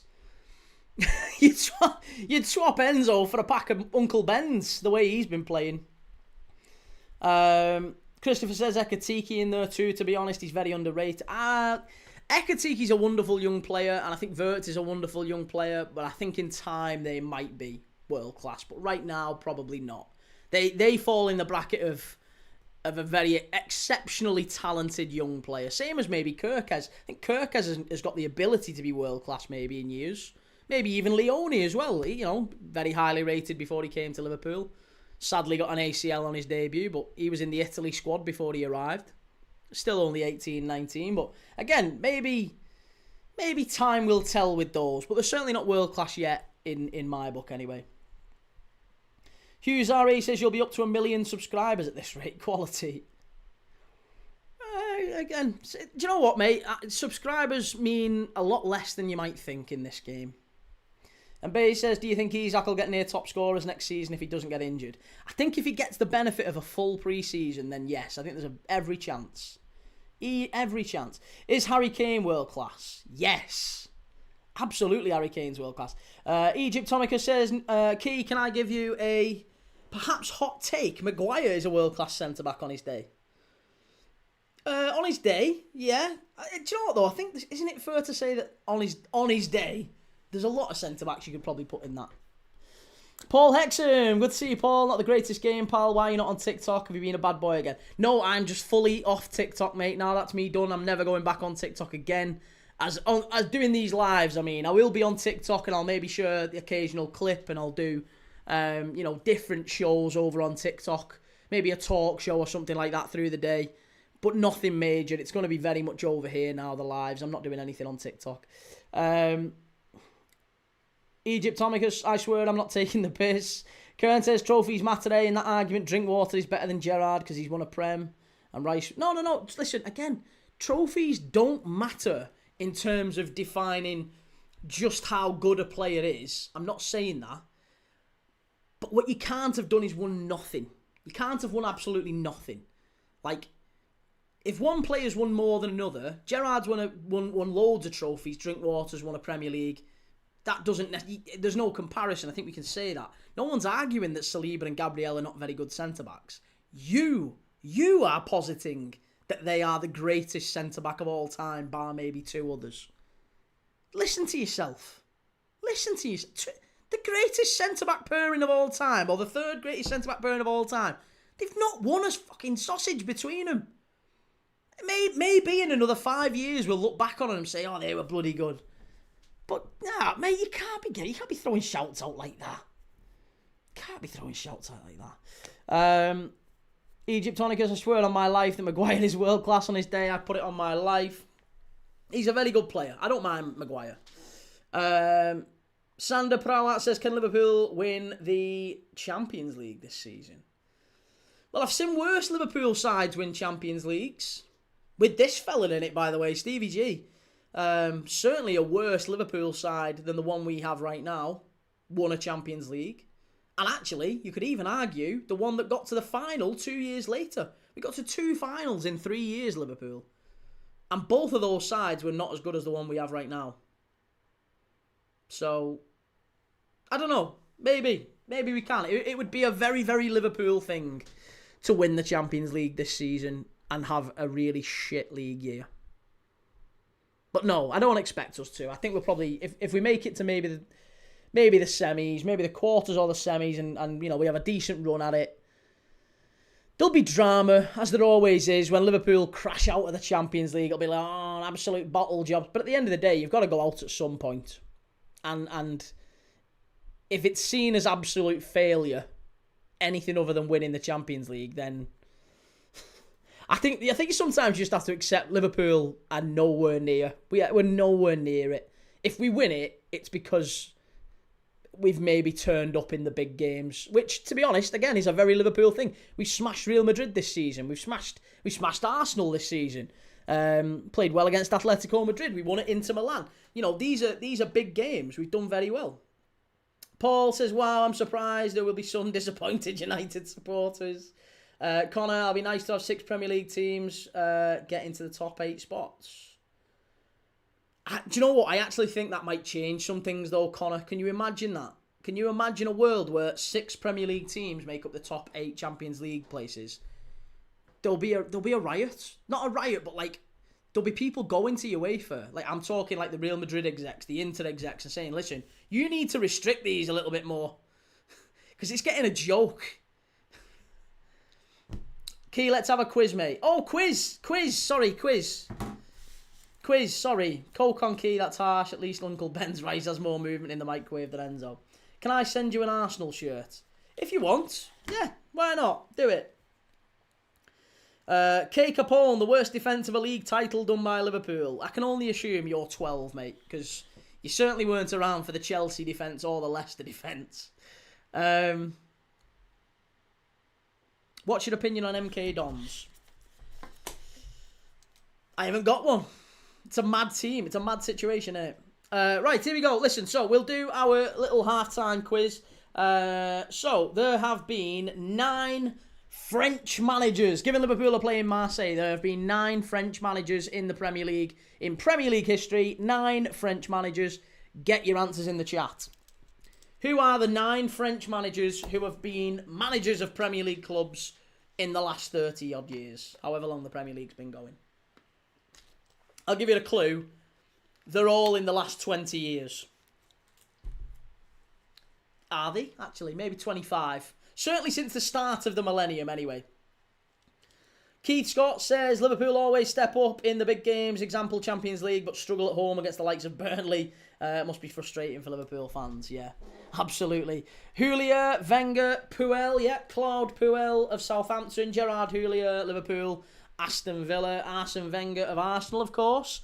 Patrick Vieira, Remy Gardet, yeah. Patrick Vieira of Palace, Remy Gard of Villa.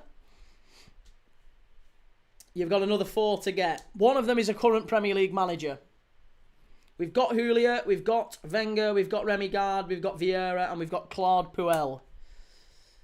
You've got a current Premier League manager who's French. The fella at Fulham, Jacques something. Yeah, he was also manager of France.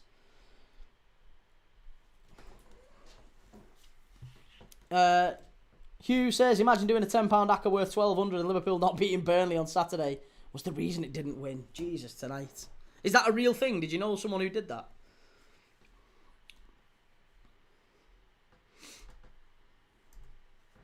Timbo, the Sunderland one whose name escapes me. Yes, the Sunderland one whose name escapes you is the current French Premier League manager. Regis Lebris, says Adam. Yeah, Regis Lebris. You're missing a Spurs manager, a French Spurs manager, a French Fulham manager, and I'm trying to think who else. Alex Dixon, Regis Lebris, yeah. It was you. Oh, maybe that's why you hate Liverpool so much. I'll be honest, I would hate them as well. And Liverpool have done that to me before. I have mixed feelings about betting on Liverpool. I hate betting on Liverpool for that reason. Christopher says Arsene Wenger, Julia, Claude Puel, Perrin, yes. Tigana is correct.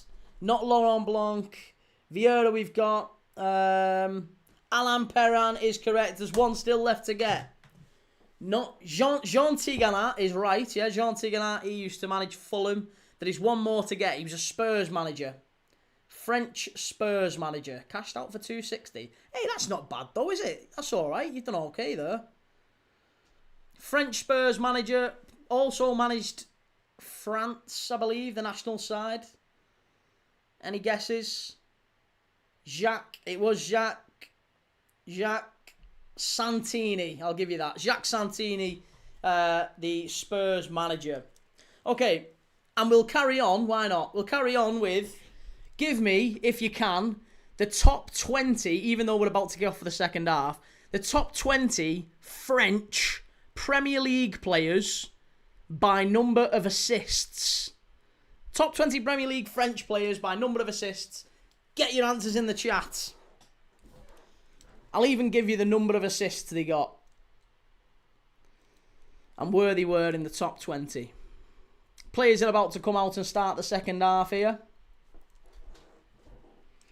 Don't forget, if you haven't already and you want to go and avail yourself of the free bet, you can go and do so by joining, by clicking the link in the description or the link that's in the pinned comment in the chat. Midnight are our Premier League Dad sponsor for the rest of January. If you want to go and get yourself 30 quid in free bets, then you can go and click the link. Bet £10, get 30 quid in free bets. I am doing that myself with this one.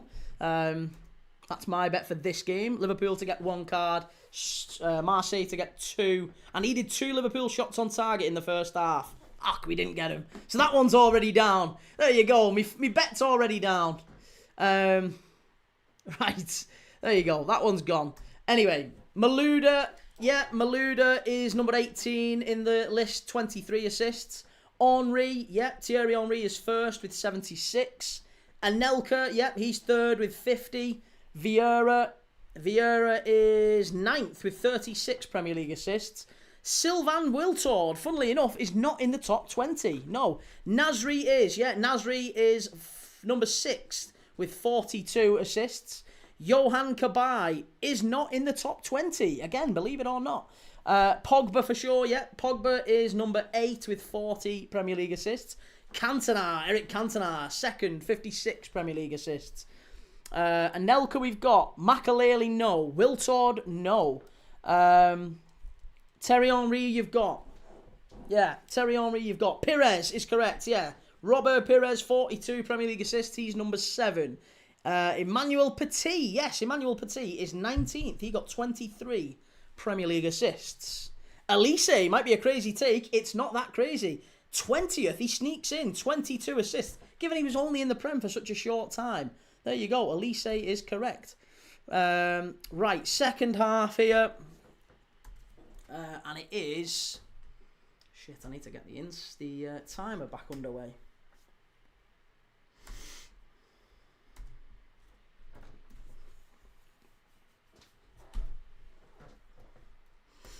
$45, $35.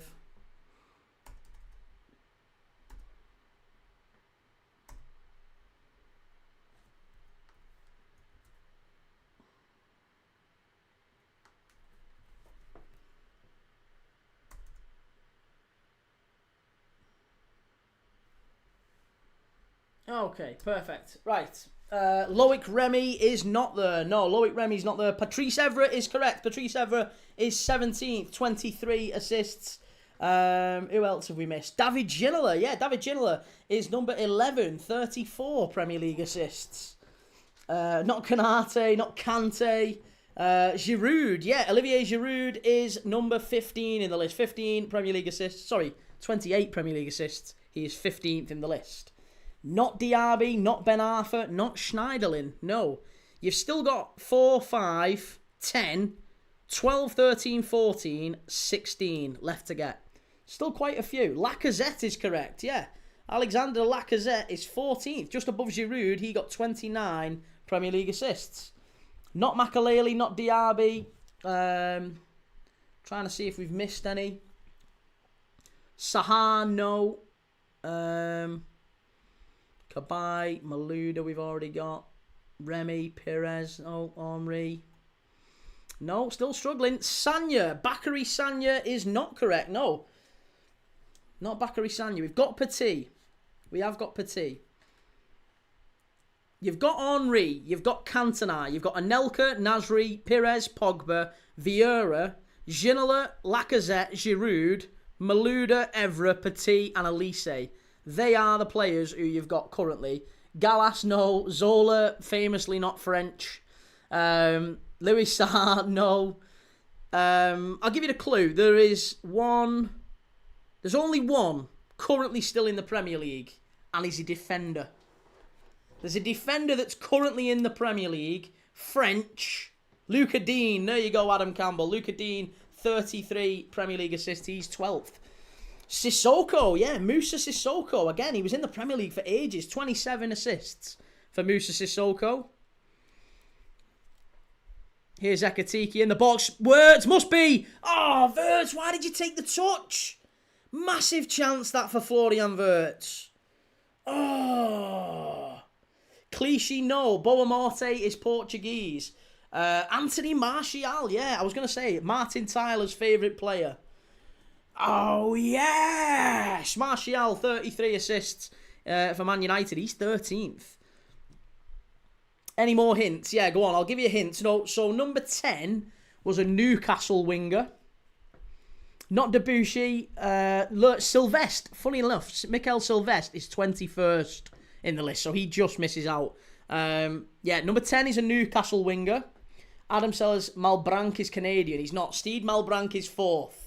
Stede Malbranc is 4th, 45 Premier League assists. He is number 4 in the list.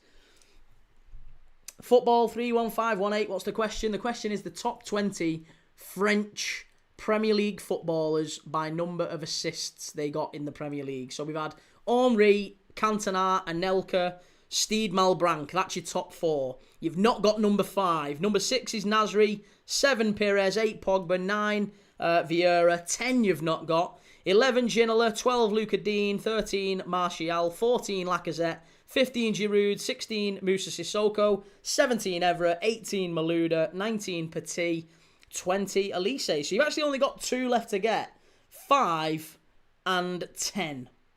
Laurent Robert, there you go, Laurent Robert, number 10, 36 Premier League assists. Number 5 is all you've got left to get. It's not Ngog, it's not Obertan, it's not Cabaye. So there's one who played for, I think he played for about 3 or 4 Premier League sides, actually. It's not Nzonzi. Sounds very similar, though. There's a clue. That's probably giving the game away. Sounds very similar. Vert should be doing better there, I agree. It's not Payet. No. Not Nasri. Clue, sounds similar to Nzonzi. Played for Wigan, played for Villa. Not a Nelka. Keith should have known that being an Everton fan. Not Hatton Ben Arthur, not Genola. There you go, M. Hayes has got it. It is Charles Nzogbia. Charles Nzogbia, 45 Premier League assists. He's 5th on the list. He was around for a while, Nzogbia, wasn't he? So Payet isn't there? No. It's that was your top 20 Premier League players, French players by number of assists. Elise, Petit, Malouda, Evra, Moussa Sissoko, Giroud, Lacazette, Martial, Luca Dean, Ginola, Laurent Robert, Vieira, Pogba, Pires, Nasri, and then your top 5 was Nzogbia, Steed Malbranc, Anelka, Cantona, and Thierry Henry. There you go. 45 assists for Nzogbia. That's all right, isn't it? We do one of them quizzes at half-time every single game, no matter how many games we're doing. Sometimes we do 2-3 games a day. What a strike! Oh, what a save! Good effort that from the edge of the box from Greenwood, and Alisson pushes it wide for a corner to Marseille. Fun little quiz. Cheers for that, Connor. Yeah, we always try and do them. Well, we don't try. We do one every single game. Welsh Wing often brings some good quizzes of his own as well. If you've got any good questions, bring them in. We'll put them to the chat. Bridget Macron. Welsh Wing and Zogbia, the man who ended our title hopes in 2010. Streets won't forget player in Zogbia. Marseille, header. Come on, Liverpool. Got to defend better here. Got to defend better. Keep him out. Good strike. Miles wide. Has he got a touch on it? I think it's going to be another corner, this. Again, if you're new around here, couple of things. Hit the like button for me. Second of all, subscribe if you like this sort of thing and might want to come back in future. We're doing 2 games tomorrow in the Europa League. Aston Villa away at Fenerbahce. John Duran back at the old, his old stomp. Well, not back at his old stomping ground because that would be Villa Park. But he's playing his old teammates. It's also the first game after Unai Emery said his team are not a top 5 team. So how do they react to that one? How are they going to see? Are they going to get their backs up and come out with their chests out and fight? Or are they going to wilt? It was a terrible performance, wasn't it? Let's be honest, against Everton. So then after that, we've got Nottingham Forest against Braga. Oh, here we go. Liverpool in behind here. Mo Salah. That's a foul, ref. I should have had a foul. Barca goal disallowed. Harry Kane scored. Timbo, if Greenwood wasn't a dickhead, we'd be looking at the second best England player after Harry Kane. Yeah, probably. He's a good player, isn't he? Brady says doing the Rangers game, Key. Which Rangers game? Which Rangers game are we on about? I was going to do Rangers against Porto on the 29th. That would have been the next Rangers game, but I don't think we're going to do it now. Paul, I think I'm a bit ahead of you with the time, pal. I'm on 53.24. Keith, Jesus, need to lie down after that. Christopher says, hot take, Villa will drop off heavily soon. Liverpool to finish 3rd or 4th. I was going to say, I've been saying all season, even when Villa have been 2nd, we've been saying, I actually think there's a real chance Villa don't even make top 5. Bayern are 1-0 in front now. Harry Kane's goal stands. Juventus 1, Benfica 0. And Middlesbrough have equalised against Stoke as well. Here's Mo Salah. Got to get the ball away. Ekatike. Well done. Here's Frimpong. Egyptonicus, you should watch the Lithuanian League. But hey, listen, we've done some strange leagues. People often ask, Key, what do you do during the... that sounded very David Brent, didn't it? I don't like that exchange. I wish I could cancel that and delete it. People often ask me, Key, how do you cover so many games? I didn't mean it to sound like that. I just heard it back in my head. But people do ask the question sometimes when they come in. What do you do in the summer? What games do you do when there's no footy on in the summer? And it's a bit easier this year because we've got the World Cup. But last year, we had the Club World Cup, but there wasn't many games on some days. And I always try and find a game to watch every single day. So we was doing the Danish Super Cup final. The Pokalen, it's called, the Danish Super Cup final. We watched that one. We also watched the Norwegian League. We watched the Latvian League one night. So yeah, there's always a game on somewhere in the world. Even if we watched, what did we watch? The Under-19s European Championships, the Under-21 European Championships. We watched the Women's Euros. There's always a game on. Somewhere in the world, there's always a game on.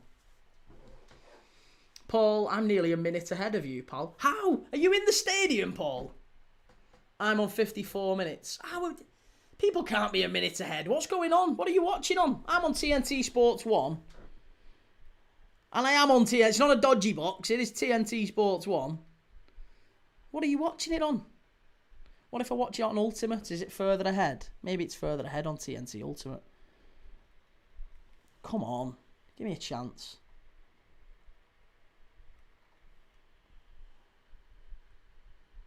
Oh, no, that's not going to work.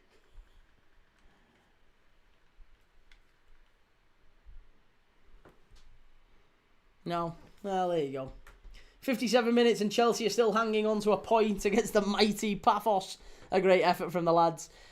Christopher says it's the midweek games. We'll take it out of them and struggle later in the season as the players are not used to it. Brady says it's Rangers against Ludogorets game tomorrow. I'll be at the game even though we're out. Nothing like Ibrox on a Thursday night. Welsh Ringo is my daily quiz question. Name the 5 football figures that won the Champions League as player and manager. Player and manager. Okay, well that's Zidane is one. Ancelotti. Pep. No, Pep didn't win it. Did Pep win it as the Champions League? I don't know if he did. Did Pep win it?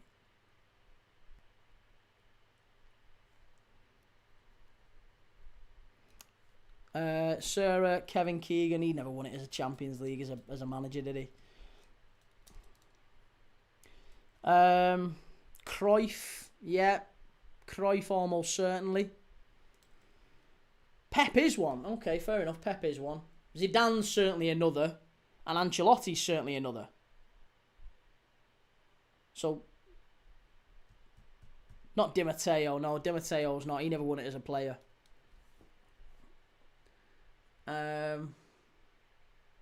Salah, not quite. Kenny Dalglish, yeah, probably Kenny Dalglish. No, I'm saying probably Kenny Dalglish. No, Kenny Dalglish never won it as a manager. Certainly won it as a player, not Dalglish.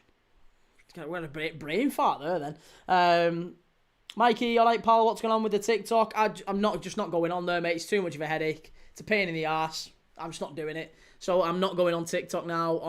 I will be on there occasionally posting, clips and stuff, but this is where the lives will be in future. I'm not going on TikTok. I'm not doing lives on there. It's a pain in the arse. Paul, I'm on my Fire Stick, pal. Usually I'm over a minute behind. I was going to say, have you got some sort of special link up to the Stade Vélodrome? Here's Frimpong. Come on, Liverpool. Get him in the box. Gravenberch. Terrible ball in. Brad Friedel. Conte. Not Conte. Gerrard did Hanks. Jupp Hanks, maybe. Not a bad shout. Rijkaard's a very good shout. Marseille over the bar. That would have been a great chance. Trapattoni, Deschamps. No, Deschamps hasn't won it as a manager.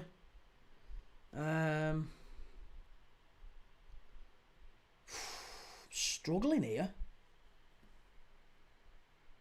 Luis Enrique, surely Luis Enrique. Has Luis Enrique done it? He's definitely won it as a manager, we know, but I'm sure Luis Enrique would have won it as a player. Maybe he won it a couple of times with Real Madrid or Barca. Surely Luis Enrique's won it. Great defending that by Frimpong. Did well there. And now Liverpool counter with Szoboszlai. Flicked over to Ekatike. Oh, it's terrible. But Wirtz wins it back. You've got to find the pass now. Here's Hugo. He's got Sobbo back stick. You've got to do better there, Hugo. That's poor. That's really poor.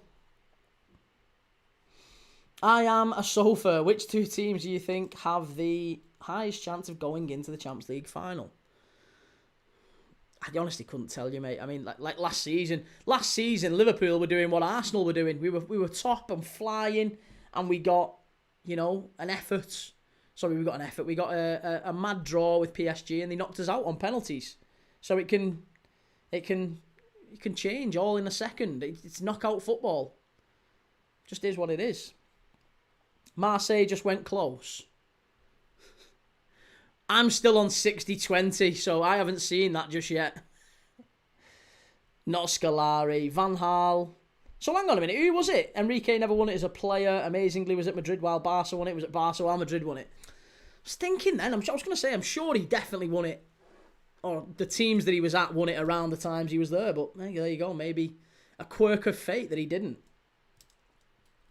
Yeah, I don't think this is it, mate. You can't base it purely off what we've seen, I am a Sofa. Because looking at what we've seen in the past, like I said, Liverpool last season went out in the first knockout round as soon as we got PSG. Admittedly, it was on penalties, and we did all right against them. We beat them there. They beat us 1-0 at Anfield, and then went out narrowly in the end. Penalties always difficult to accept. And then it ended up being Inter Milan in the final, and look how bad Inter Milan are this season. And they got battered in the final, so it really could just be. In a world where we've seen, a Monaco against Porto final, it really wouldn't surprise me if we see something mad like that happen again. M. Hayes, I swear, Jurgen Klopp won it as a player. No, he didn't. Jurgen Klopp was a pretty average player. Yeah, he played a lot of his career in Mainz and the lower German leagues. Vincent Kompany's not won the Champions League.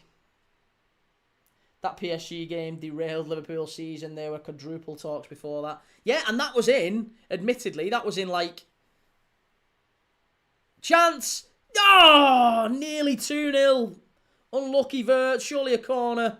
Oh, Vert's never really nearly puts us 2-0 in front. Yeah, I was going to say that was like mid to late February when we played PSG as well. So the fact that a season can be derailed in another 6 weeks from now, you can't take Arsenal's position seriously because we were in a really strong position and threw it away. Martin O'Neill did win it as a player, not as a manager. Did get to Europa League, like a UEFA Cup final though, with Celtic, didn't he? Yeah, you did. You see it went over the bar. I put that on 3 minutes ago. All right, cheers, mate. I was thinking, Egyptonica, your lads are holding on to a win here against Marseille. We're not. We've had a couple of chances ourselves. Here we go, far post.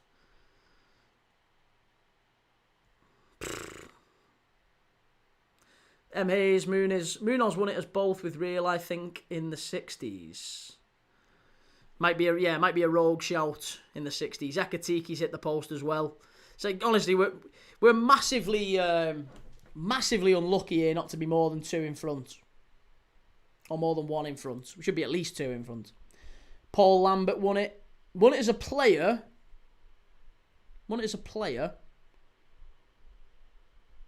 Timbo were holding on to a point versus Paphos. Marcello Lippi. Aubameyang about to come on here. Obama who? Obama what? Bit of a boring game this. Almost as boring as Arsenal v Forest. Not quite. Yeah, not quite. At least there's chances in this one. We're having teams at posts and crossbars, and at least we've seen a goal. But I agree. There's not a lot to shout about. But at least both teams are really going for it. Liverpool trying to kill the game off. And you know what? Even a 1-0 win against these is a really good game and a really good win. Here's Vert. It's got to be far post. Oh, unlucky. Frimpong's going to pick it up. Got to get to that. Unlucky. Paphos are putting in a Arrigo Sacchi-esque defensive display here. My head is on Mars. Aubameyang show, Liverpool, who's your owner? What a goal by Danny Olmo. A Barca back in front now. Paul, poor corner, went over everyone.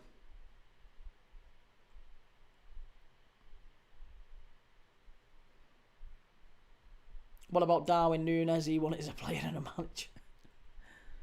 Here's Vert into Ekatike. Oh, unlucky. Is that going to be a corner, ref? Is it? No. Why is Ekatike saying puta? That's not French.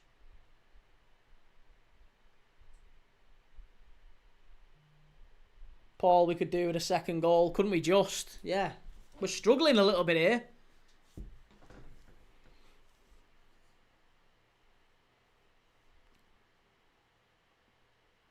been a little bit of a flat one.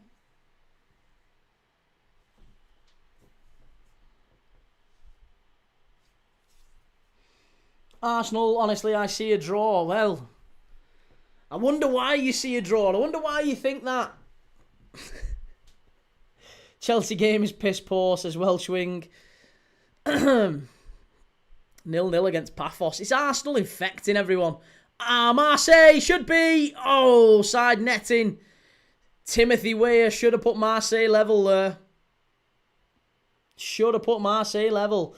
That guy, Rich Ekatike, looks odd with that hair. I said that before kickoff. I thought that. Why would you dye it? He's borderline ginger. He looks a bit Dennis Rodman, doesn't he? Remember Dennis Rodman? Dennis Rodman when he went into Big Brother. Looks a little bit like that. Newcastle now 3-0 up against PSV. Well, so much for me saying that they might struggle. Atalanta 1, Bilbao 2. What's going on with Bilbao?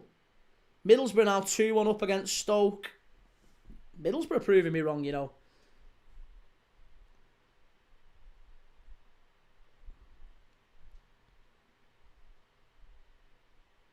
Newcastle 3, PSV 0. Harvey Barnes. Wally, Lucky Pool. That guy, Rich, I was going to say Dennis Rodman, but didn't know how many would get the reference. Oh, hey, we've got a nice mixed bag over here, mate. We've got plenty of... I mean, I'm 35. Not quite an old bastard, but I can remember some stuff. And there's plenty who are a little bit older than us and a little bit younger than us here. So you got the young'uns coming in and laughing when I say anything that's related to 6-7. And then, you know, got some old eggs as well. Timbo, it's basically like a training drill this game. Paphos sitting 10 men back and we can't break it down. Sounds like an Arsenal game. Nah, I'm only messing. I take that back before anyone jumps on it. Van Dijk, great block. Arsenal says that's the story of Liverpool this season, right? They don't take their chances and end up giving up goals. Very true. Do you know what? The thing is with Liverpool, it feels like we let the game drift. And we don't take our chances when we get them. And as you say, we give up silly, cheap goals. Because there's only so long, when you're in the ascendancy, there's only so long a team can not finish chances. If you don't take the chances and Marseille keep giving up chances, but Liverpool keep missing them. If that happens once, that it makes them panic. Happens again. It happens a third time. All of a sudden, Marseille get bold from that because they think, these aren't scoring. It doesn't matter what happens. They aren't scoring. 3? Or 1? Barnes is very underrated. That guy, Rich, you're not wrong about it sounding like an Arsenal game. To be honest, we statistically play against more low blocks than any other team in the league. But you'd expect that, though. Top of the league. Most informed team. You'd inevitably... People are going to go there and say, well, if we get a point against Arsenal, that's not a bad result. We can accept that in the grand scheme of things. That's a great piece of play by Liverpool. Here's Ekatike. Got to use the ball better here, Ekatike. Here's Frimpong. Go on, Frimpong. Down the line. That's a foul. Are we having that, ref? No chance. Kim Min-jae just sent off. He's shocking. He is, honestly, we're talking about overrated centre-backs. He is dreadful. Absolutely shocking. That's like Arsenal signing Shkodran Mustafi. He's up there with the worst of him, Kim Min-jae. Min-ji Kim. Aubameyang ex-Arsenal equaliser incoming. Please don't. Please, for the love of God, don't. That would be the Arsenal gods trolling me even further if Aubameyang is the one that actually puts Marseille ahead or Marseille level.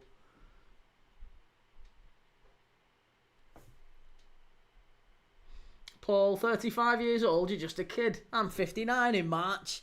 You old bugger.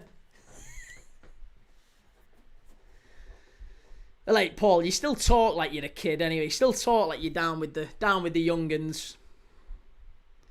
Still life in the old dog yet. Here's Ekatike. Far post. Salah must be. Mo! He's looking at the linesman hoping that he's going to save him. And is he offside? He better had be because that is an absolute sitter. Mo Salah, for God's sake. Is he offside? Please tell me he's off. Oh, thank God he's offside.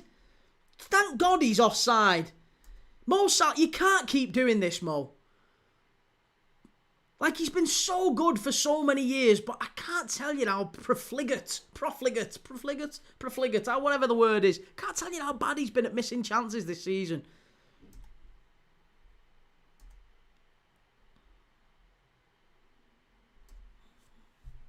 What the hell has happened to Salah? It's true. Salah's truly been space jammed, hasn't he? Yeah. Yeah. He's been space jammed and we've given it to Igor Thiago. Mustafi was world class at Arsenal. Here's Ekatike. Liverpool are getting so many chances. You know, Marseille are committing a lot of bodies forward. But just not... Oh, come on. Wirtz. Got to do something here. Hit it. Szoboszlai. Ekatike. Give it off. Hit it. Why are we pissing around with it? Lads, you've got it. If you get a chance, you've got to pull the trigger. Frimpong does well in the box. Ref! That's a penalty, ref! Oh, there you go. That's going to count. It's a Frimpong goal. It's 2-0. That's it. It's done. It's an easy win. It's an easy win for Liverpool. That's the game settled. That's through to the next round. Through to the next round. We've got the bye. We're in the top eight. Job done. Easy peasy. I think he should have had a penalty here, you know, Frimpong. Yeah, that would have been a penalty. It's an own goal in the end. It's a Marseille own goal. And who is it who puts it in? Who is it who puts it in? Is it Balerdi? Who is it? Unless it's the goalkeeper. It's Rulli. It's Geronimo Rulli. And that's Geronimo to Marseille's hopes of qualification. Tim Ball says, everyone's saying the new contract wouldn't impact Salah this season. He was always going to be worse on 400k a week than he was when playing for the new contract. Do you think that's the case? I really wish that. I really hope that's not the case. Because, mate, like, whatever Liverpool have offered him, let's be honest. Whatever Liverpool have offered him, it's going to be less than whatever Saudi offered him. Saudi 1,000,000% offered him more, didn't they? So if you're offered £1 million a week in Saudi and 400k a week at Liverpool, if you are a money motivated player, you'd be taking the one in Saudi. But I don't think Salah is money motivated. I really don't. I think he's turned down a lot of money at Saudi more than once. And the reason that he lost his head before the Leeds game, or rather after the Leeds game, is because I think he learned that the club wanted to move him on. Bilbao now 3-1 up against Atalanta. It's incredible. Egyptonica says, no way, I said Marseille scored and Liverpool just scored. Set piece and an own goal. Nice one, mate. Hey, listen, we've smashed them tonight. We've absolutely smashed them. You can't call the Szoboszlai one a set piece. That's not a set piece. Set pieces and own goals. Didn't know Frimpong was that short. He's only a short ass. But then again, you know, if you're doing create a player on Pro Evo or FIFA, whenever you made them shorter, they were always faster. What a pass that is from Salah! Oh, Wirtz, don't take it in the corner. Kill him off. Let's go and get a third. Liverpool v Arsenal Champions League final. Anyone? We'll wipe the floor with him. We'll wipe the floor with him. Took 4 points off Arsenal this season. They can't beat us when we're at our worst. We'd smash them. Whether it was over 2 legs or 1, we'd smash him. Timbo, a free kick is not a set piece. Key 2026. Let's get it in the quotes book. Tugging in the box. There's going to be a Premier League... When there is a Premier League Dad merch store, we'll add those to the list. Chelsea are now 1-0 in front against Paphos. We've scored a goal, rejoice. That guy, Rich, serious question. I already know what this question's going to be. I can see it. I already know. Serious question, how much credit do you think Slot gets for last season? How much do you think he benefited from inheriting Klopp's team that was incredibly well drilled? I think that argument is incredibly flawed. And I think the people that have used it to attack Slot, mostly Liverpool fans, by the way, I'm not having a go at you, mate. It's mostly Liverpool fans using that argument. Like Klopp left him a set of instructions and he basically just sat back and put his feet up. It's nonsense.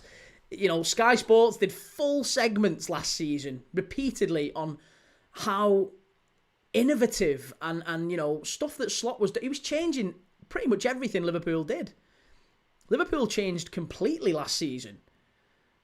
It wasn't, and by the way, Klopp finished third with that team. Klopp couldn't win with that team. Liverpool pissed it last year. Admittedly, Arsenal and City weren't great either last year, and it's the same this year. Liverpool shit and City are pretty poor, and Arsenal will piss it this year probably. No real title race in the last couple of years. But that said, yeah, the argument that Jurgen Klopp just left Slot this great team and anyone would have walked it. It's absolute nonsense. Absolute nonsense. Our best players last year were players who, for the most part, didn't really thrive under Jurgen Klopp. Mo Salah had his best year ever under Arne Slot. Make of that what you will. Ryan Gravenberch was terrible. Absolutely terrible under Jurgen Klopp. He didn't do well at Bayern. So Bayern couldn't unlock him. Jurgen Klopp couldn't unlock him. Last season, team of the year, unbelievable, unplayable. Absolutely incredible. So Gravenberch was brilliant. I think Szoboszlai was brilliant. Salah was incredible. I would argue that Van Dijk was back to his best after he was on a bit of a, not maybe a downward trajectory, but he was pretty poor under Jurgen Klopp. Or pretty, maybe not poor. Poor's probably excessive, but he was average again. He was human again. Let's say that. He was human. Whereas last season, he was unbelievable again. Graham says Fergie left Moyes a great team. Oh, yeah, well, you could say that. Fergie left Moyes title winners, didn't he? Christopher, all Slot making the right tweaks to win. Caicedo proving why he's the best DM in the world, scoring a header from 5 yards away. Egyptonicus, how did Liverpool win the league with ease in 24-25 but doing so terrible with a better squad and improved manager? I don't understand. It's not a better squad. Yeah, again, this argument that we've got a better squad is nonsense. We do not have a better squad. Liverpool have a very, very limited squad in key positions. We sold Jarrell Kwanzaa, who, by the way, will start for England at the World Cup this year. We sold him. He was our third choice centre-back. We sold him and we replaced him with an 18-year-old Italian centre-back who came in and got an ACL on his debut. We're now starting Joe Gomez in what should be a title running. Make of that what you will. Joe Gomez is our longest serving player at the club, but Jurgen Klopp didn't rate him. Arne Slot didn't rate him. He can't stay fit more than 5 minutes. He's a very reliable player if you need him to plug a gap here and there. He's not a player you should be counting on in a title running. So, yeah, the Liverpool board let down Arne Slot there. We also replaced Trent Alexander-Arnold with Jeremy Frimpong. Jeremy Frimpong's been out injured most of the season. Conor Bradley replaced him again. Young player. He's now out for the season. Kirkes, 21. Young player. Ekatike, 22. Vert, 21. You can't sell 5 or 6 or 7 experienced title winners. Darwin Núñez, Trent Alexander-Arnold going, Luis Diaz going. These are even Tsimikas. Tsimikas played quite a bit at left back last year. You can't replace these players with kids. Let's be honest. If you replace 30 to 40% of a title-winning side, it's not a title-winning side anymore.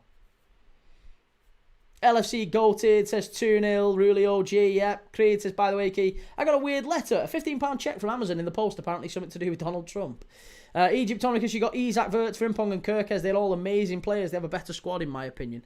Mate, I'm telling you, we sold a lot better players and not ready now players. Isaac also, you can't really count Isaac and Frimpong if they've been out most of the season. Isaac's not going to play again for us this year. Gakpo on for Ekatike. Timbo, I agree with it to a degree. Klopp left the team. They got 82 points. Then no other team turned up the next year while Liverpool just maintained that level. In hindsight, it's not surprising. I think maintained a level is fair, but not, again, the idea that Slot didn't really do anything to win the title shouldn't get any credit or praise is nonsense. If Jurgen Klopp finished third with that team and Liverpool piss it the year after, I think you've got to give massive credit to the manager.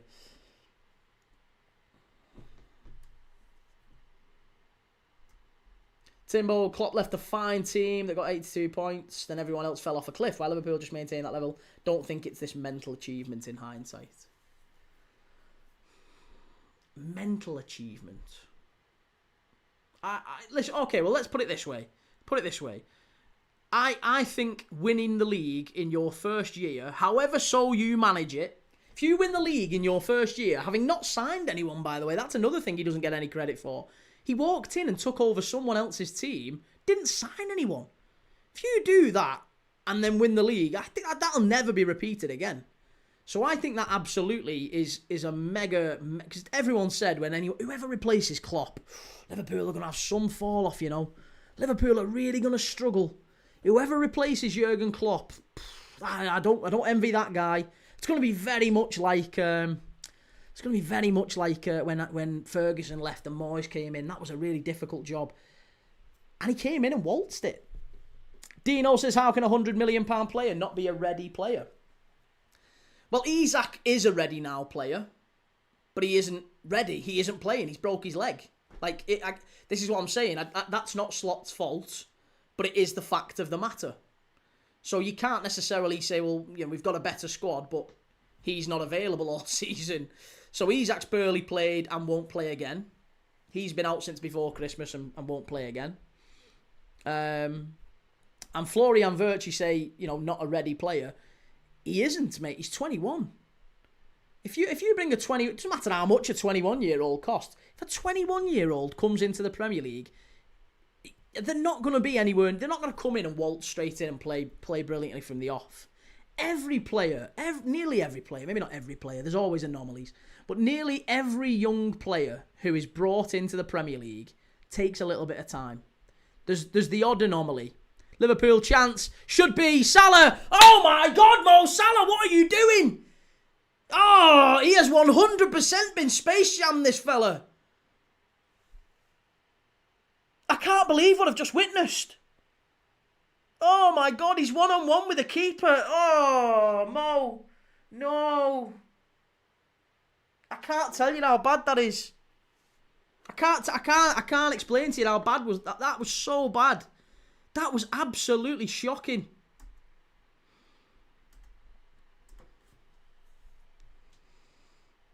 That guy, Rich, says, you also have to remember Klopp's final season was absolutely robbed with injuries in his final season. He still got third. Again, I'm not going to deny that he had a maybe a tough final season, and you also maybe have to factor in the fact that he told everyone, including the players, that he was leaving mid-season. What effect did that have? If you know your manager's not going to be here next year, maybe, you know, input starts to wane. What the hell was that shot? Says me. Oh yeah, it is getting to the point with Salah where I can't explain it. And do you know what? In many ways, I want him to be successful because I want Liverpool to be successful. But you'd be amazed how many Liverpool fans are Player FC.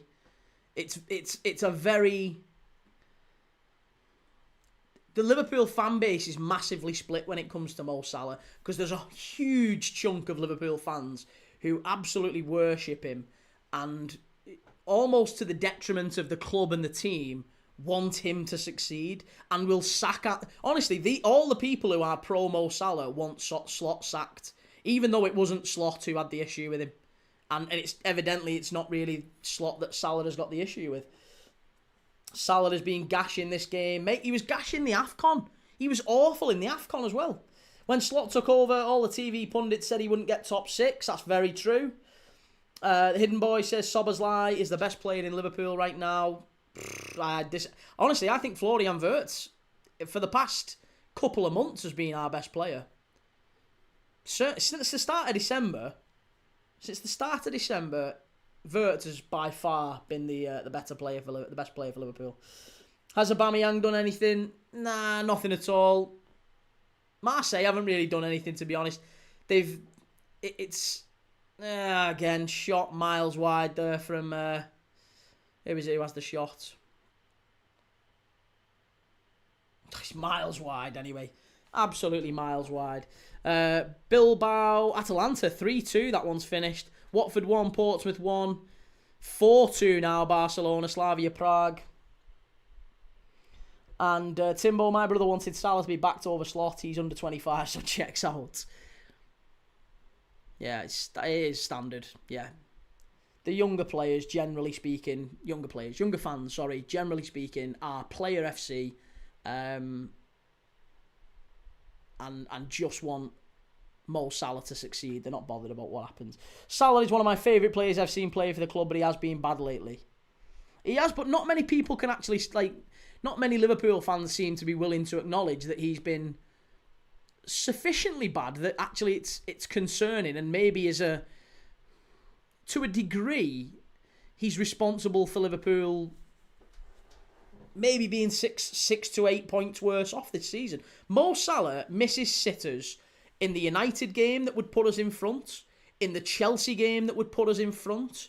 I created chances that have won us games. But, when you're such a key focal point of Liverpool's attack and you are given chances and don't put them away, with such regularity, by the way, you have to point it out and you have to look at it. Ben, has there been any news how Liverpool fans have been treated by the police? Paris final from 4 years ago comes to mind.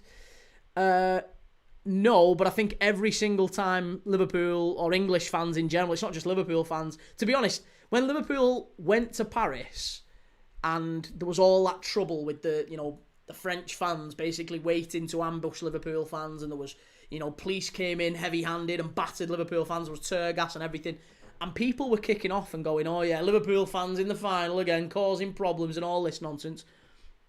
And then they saw the clips went over social media, and it totally exonerated Liverpool.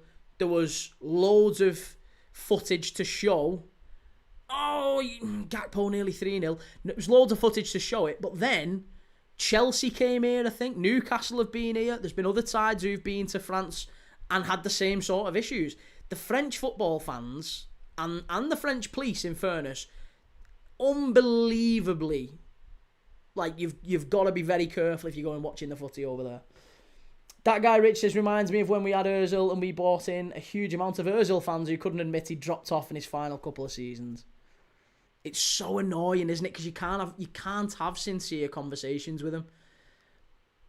I love Mo Salah. He's one of my favourite Liverpool players ever. I really, really like him. But he was wrong to do what he did. And I can hold my hands up and say, he's been crap. He has been absolutely crap this season. That doesn't mean I want him sold. It doesn't mean I want him, dropped necessarily. I still think he's our best player.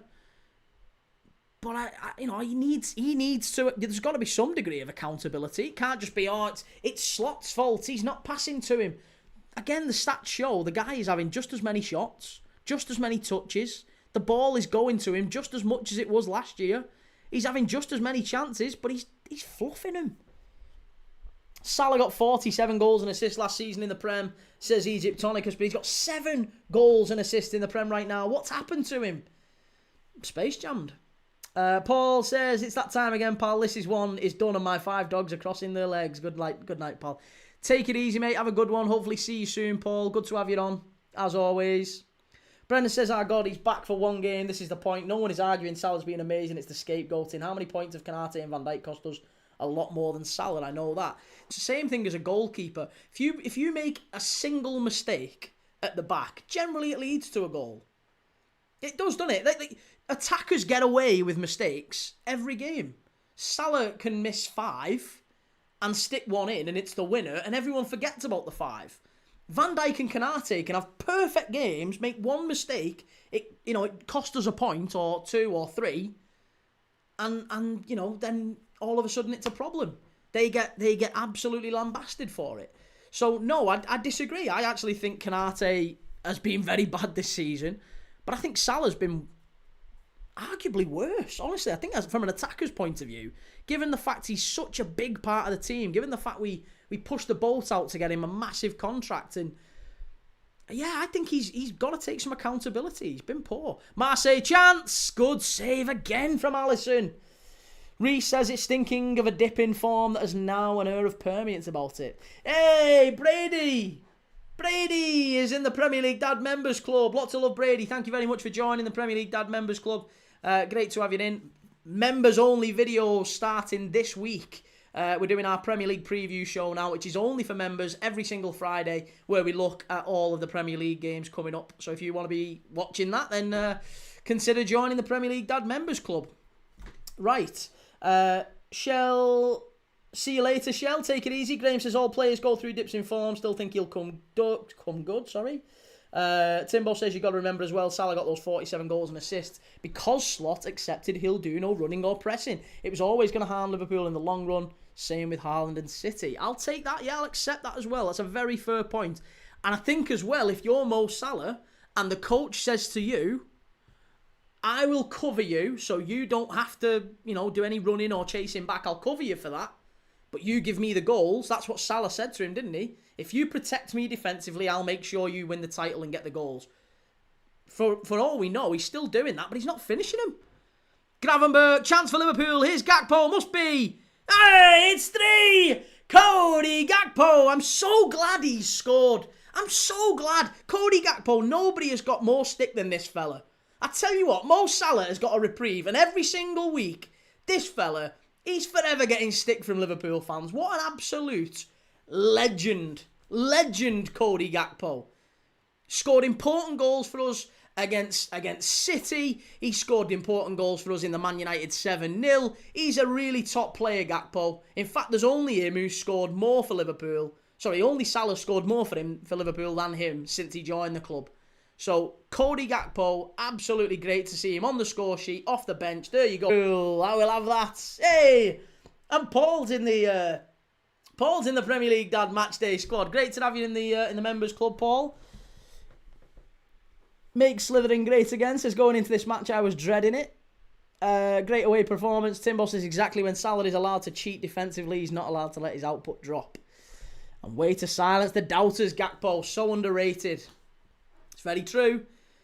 3-0, and I think that's going to be it, surely. I think it is.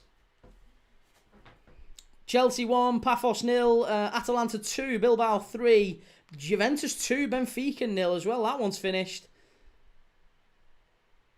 And very, very nearly 3-0. It is 3-0. That one's finished. There you go. Full-time 3-0 here in the Stade Vélodrome. If you haven't yet, do a couple of things for me before you leave the live. I'll be back tomorrow, by the way. A couple of things before we finish up. We're going to be doing a couple of games tomorrow. Aston Villa away at Fenerbahce in the Europa League, followed by Braga against Nottingham Forest in the Europa League. Both of them games we're going to be live for back-to-back, so if you want to join us for them, make sure you've hit the like button on this video and subscribed. I am live every single day watching games of football with you. Thank you everyone that joined the Members Club today. Thank you everyone that's liked and subscribed already. Thank you everyone that was in the chat. And even the Arsenal fans who've come in and gave me stick, well, then stuck around, actually. It was very nice to convert a few of you, anyway, into Premier League Dad watchers, even if it was only for this one game. It was nice to chat to you.